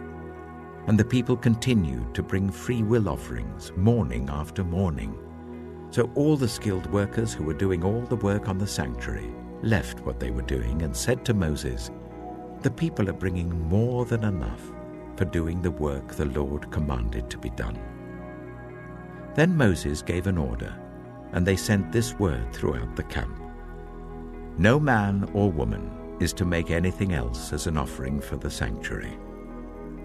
and so the people were restrained from bringing more, because what they already had was more than enough to do all the work. All those who were skilled among the workers made the tabernacle with 10 curtains of finely twisted linen and blue, purple, and scarlet yarn, with cherubim woven into them by expert hands. All the curtains were the same size, 28 cubits long and 4 cubits wide. They joined 5 of the curtains together and did the same with the other 5. Then they made loops of blue material along the edge of the end curtain in one set, and the same was done with the end curtain in the other set.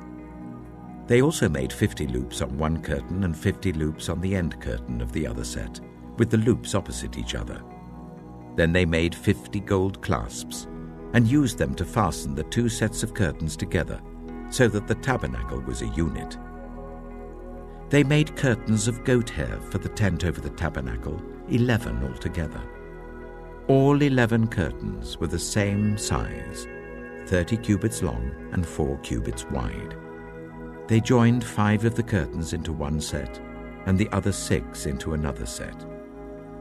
Then they made 50 loops along the edge of the end curtain in one set, and also along the edge of the end curtain in the other set. They made 50 bronze clasps to fasten the tent together as a unit. Then they made for the tent a covering of ram skins dyed red, and over that a covering of other durable leather. They made upright frames of acacia wood for the tabernacle.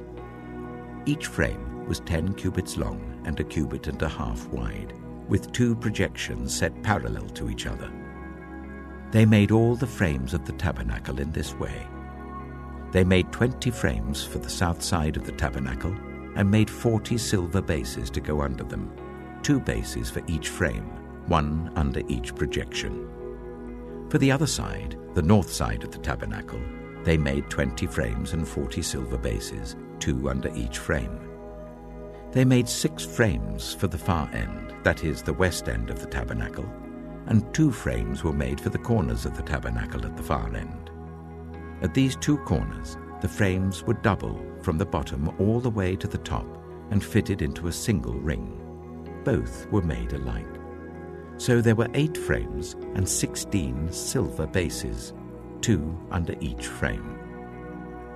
They also made crossbars of acacia wood, 5 for the frames on one side of the tabernacle, 5 for those on the other side, and 5 for the frames on the west, at the far end of the tabernacle.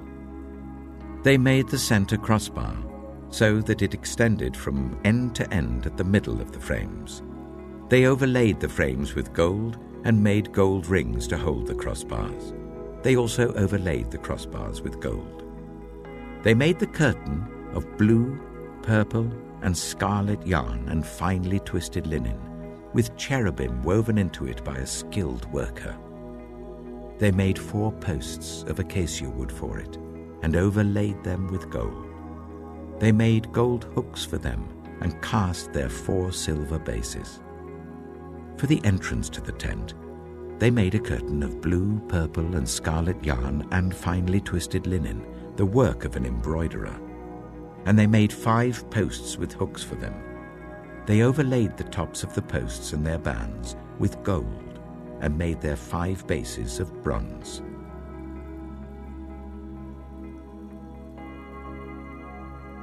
Exodus chapter 37. Bezalel made the ark of acacia wood, 2.5 cubits long, 1.5 cubits wide, and 1.5 cubits high. He overlaid it with pure gold, both inside and out, and made a gold molding around it. He cast 4 gold rings for it, and fastened them to its 4 feet, with 2 rings on one side and 2 rings on the other. Then he made poles of acacia wood, and overlaid them with gold, and he inserted the poles into the rings on the sides of the ark to carry it. He made the atonement cover of pure gold, 2.5 cubits long and 1.5 cubits wide. Then he made 2 cherubim out of hammered gold at the ends of the cover. He made 1 cherub on one end and the second cherub on the other, At the two ends, he made them of one piece with the cover. The cherubim had their wings spread upwards, overshadowing the cover with them. The cherubim faced each other, looking towards the cover. They made the table of acacia wood, 2 cubits long, a cubit wide, and a cubit and a half high. Then they overlaid it with pure gold and made a gold molding around it. They also made around it a rim, a handbreadth wide, and put a gold molding on the rim. They cast 4 gold rings for the table and fastened them to the 4 corners where the 4 legs were. The rings were put close to the rim to hold the poles used in carrying the table. The poles for carrying the table were made of acacia wood and were overlaid with gold. And they made from pure gold the articles for the table, its plates and dishes and bowls and its pitchers for the pouring out of drink offerings. They made the lampstand of pure gold. They hammered out its base and shaft and made its flower-like cups, buds and blossoms of one piece with them. 6 branches extended from the sides of the lampstand, 3 on one side and 3 on the other. 3 cups shaped like almond flowers with buds and blossoms were on one branch, 3 on the next branch, and the same for all 6 branches extending from the lampstand. And on the lampstand were 4 cups shaped like almond flowers with buds and blossoms. 1 bud was under the first pair of branches extending from the lampstand, a 2nd bud under the 2nd pair, and a 3rd bud under the 3rd pair, 6 branches in all. The buds and the branches were all of one piece with the lampstand, hammered out of pure gold. They made its 7 lamps, as well as its wick trimmers and trays, of pure gold. They made the lampstand and all its accessories from 1 talent of pure gold. They made the altar of incense out of acacia wood. It was square, a cubit long and a cubit wide and 2 cubits high, its horns of one piece with it. They overlaid the top and all the sides and the horns with pure gold and made a gold molding around it. They made 2 gold rings below the molding, 2 on each of the opposite sides to hold the poles used to carry it. They made the poles of acacia wood and overlaid them with gold. They also made the sacred anointing oil and the pure, fragrant incense, the work of a perfumer.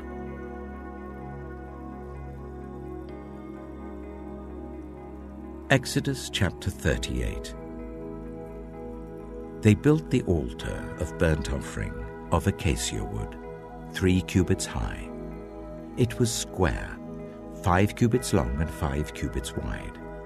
They made a horn at each of the 4 corners, so that the horns and the altar were of one piece, and they overlaid the altar with bronze.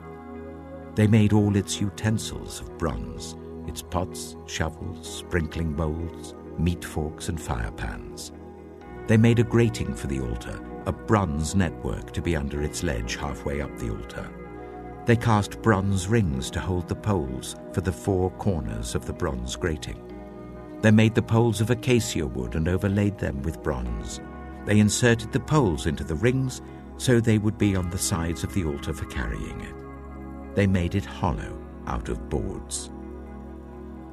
They made the bronze basin and its bronze stand from the mirrors of the women who served at the entrance to the tent of meeting. Next, they made the courtyard. The south side was 100 cubits long and had curtains of finely twisted linen with 20 posts and 20 bronze bases, and with silver hooks and bands on the posts. The north side was also 100 cubits long and had 20 posts and 20 bronze bases with silver hooks and bands on the posts. The west end was 50 cubits wide and had curtains with 10 posts and 10 bases with silver hooks and bands on the posts. The east end, towards the sunrise, was also 50 cubits wide. Curtains 15 cubits long were on one side of the entrance with 3 posts and 3 bases. and curtains 15 cubits long were on the other side of the entrance to the courtyard, with 3 posts and 3 bases. All the curtains around the courtyard were of finely twisted linen. The bases for the posts were bronze. The hooks and bands on the posts were silver, and their tops were overlaid with silver. So all the posts of the courtyard had silver bands. The curtain for the entrance to the courtyard was made of blue, purple, and scarlet yarn and finely twisted linen, the work of an embroiderer. It was 20 cubits long and, like the curtains of the courtyard, 5 cubits high, with 4 posts and 4 bronze bases. Their hooks and bands were silver, and their tops were overlaid with silver. All the tent pegs of the tabernacle and of the surrounding courtyard were bronze. These are the amounts of the material used for the tabernacle of the covenant law, which were recorded at Moses' command by the Levites under the direction of Itamar, son of Aaron the priest. Bezalel, son of Uri, the son of Hur of the tribe of Judah, made everything the Lord commanded Moses. With him was Aholiab, son of Ahisamach, of the tribe of Dan, an engraver and designer and an embroiderer, in blue, purple, and scarlet yarn and fine linen. The total amount of the gold from the wave offering used for all the work on the sanctuary was 29 talents and 730 shekels, according to the sanctuary shekel. The silver obtained from those of the community who were counted in the census was 100 talents and 1,775 shekels, according to the sanctuary shekel. 1 beaker per person, that is half a shekel, according to the sanctuary shekel, from everyone who had crossed over to those counted 20 years old or more, a total of 603,550 men. The 100 talents of silver were used to cast the bases for the sanctuary and for the curtain. 100 bases from the 100 talents, 1 talent for each base. They used the 1,775 shekels to make the hooks for the posts, to overlay the tops of the posts, and to make their bands. The bronze from the wave offering was 70 talents and 2,400 shekels. They used it to make the bases for the entrance to the tent of meeting, the bronze altar with its bronze grating and all its utensils, the bases for the surrounding courtyard and those for its entrance, and all the tent pegs for the tabernacle and those for the surrounding courtyard.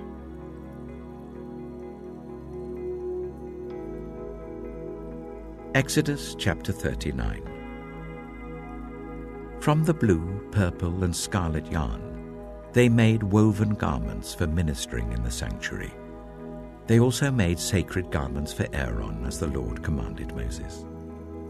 They made the ephod of gold and of blue, purple, and scarlet yarn, and of finely twisted linen. They hammered out thin sheets of gold and cut strands to be worked into the blue, purple, and scarlet yarn and fine linen, the work of skilled hands. They made shoulder pieces for the ephod, which were attached to 2 of its corners, so that it could be fastened. Its skillfully woven waistband was like it, of 1 piece with the ephod and made with gold, and with blue, purple, and scarlet yarn, and with finely twisted linen, as the Lord commanded Moses. They mounted the onyx stones in gold filigree settings, and engraved them like a seal with the names of the sons of Israel. Then they fastened them on the shoulder pieces of the ephod as memorial stones for the sons of Israel, as the Lord commanded Moses. They fashioned the breastpiece, the work of a skilled craftsman. They made it like the ephod, of gold and of blue, purple, and scarlet yarn, and of finely twisted linen. It was square, a span long and a span wide, and folded double. Then they mounted 4 rows of precious stones on it. The first row was carnelian, chrysolite, and beryl. The second row was turquoise, lapis lazuli, and emerald. The third row was jacinth, agate, and amethyst. The fourth row was topaz, onyx, and jasper. They were mounted in gold filigree settings. There were 12 stones, one for each of the names of the sons of Israel, each engraved like a seal with the name of one of the 12 tribes. For the breastpiece, they made braided chains of pure gold, like a rope. They made 2 gold filigree settings and 2 gold rings, and fastened the rings to 2 of the corners of the breastpiece. They fastened the 2 gold chains to the rings at the corners of the breastpiece, and the other ends of the chains to the 2 settings, attaching them to the shoulder pieces of the ephod at the front. They made 2 gold rings, and attached them to the other 2 corners of the breastpiece on the inside edge next to the ephod. Then they made 2 more gold rings, and attached them to the bottom of the shoulder pieces on the front of the ephod, close to the seam just above the waistband of the ephod. They tied the rings of the breastpiece to the rings of the ephod with blue cord, connecting it to the waistband, so that the breastpiece would not swing out from the ephod, as the Lord commanded Moses. They made the robe of the ephod entirely of blue cloth, the work of a weaver, with an opening in the center of the robe like the opening of a collar, and a band around this opening so that it would not tear. They made pomegranates of blue, purple, and scarlet yarn and finely twisted linen round the hem of the robe. And they made bells of pure gold and attached them around the hem between the pomegranates. The bells and pomegranates alternated round the hem of the robe to be worn for ministering, as the Lord commanded Moses. For Aaron and his sons, they made tunics of fine linen, the work of a weaver, and the turban of fine linen, the linen caps and the undergarments of finely twisted linen. The sash was made of finely twisted linen and blue, purple, and scarlet yarn, the work of an embroiderer, as the Lord commanded Moses. They made the plate, the sacred emblem, out of pure gold, and engraved on it, like an inscription on a seal, "Holy to the Lord." Then they fastened a blue cord to it to attach it to the turban, as the Lord commanded Moses. So all the work on the tabernacle, the tent of meeting, was completed. The Israelites did everything just as the Lord commanded Moses. Then they brought the tabernacle to Moses, the tent and all its furnishings, its clasps, frames, crossbars, posts, and bases, the covering of ram skins dyed red and the covering of another durable leather, and the shielding curtain, the Ark of the Covenant law with its poles and the atonement cover, the table with all its articles and the bread of the presence, the pure gold lampstand with its row of lamps and all its accessories, and the olive oil for the light, the gold altar, the anointing oil, the fragrant incense, and the curtain for the entrance to the tent, the bronze altar with its bronze grating, its poles and all its utensils, the basin with its stand, the curtains of the courtyard with its posts and bases, and the curtain for the entrance to the courtyard, the ropes and tent pegs for the courtyard, all the furnishings for the tabernacle, the tent of meeting, and the woven garments worn for ministering in the sanctuary, both the sacred garments for Aaron the priest and the garments for his sons when serving as priests. The Israelites had done all the work just as the Lord had commanded Moses. Moses inspected the work and saw that they had done it just as the Lord had commanded. So Moses blessed them.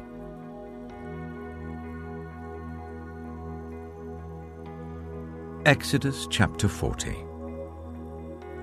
Then the Lord said to Moses, "Set up the tabernacle, the tent of meeting, on the first day of the first month. Place the ark of the covenant law in it, and shield the ark with the curtain. Bring in the table, and set out what belongs on it. Then bring in the lampstand, and set up its lamps.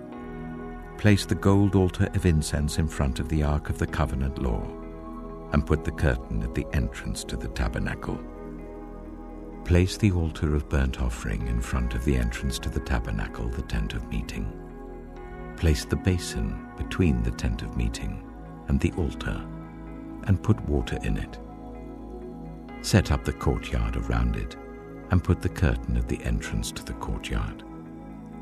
Take the anointing oil, and anoint the tabernacle and everything in it. Consecrate it and all its furnishings, and it will be holy. Then anoint the altar of burnt offering and all its utensils. Consecrate the altar, and it will be most holy. Anoint the basin and its stand, and consecrate them. Bring Aaron and his sons to the entrance to the tent of meeting, and wash them with water. Then dress Aaron in the sacred garments. Anoint him and consecrate him so that he may serve me as priest.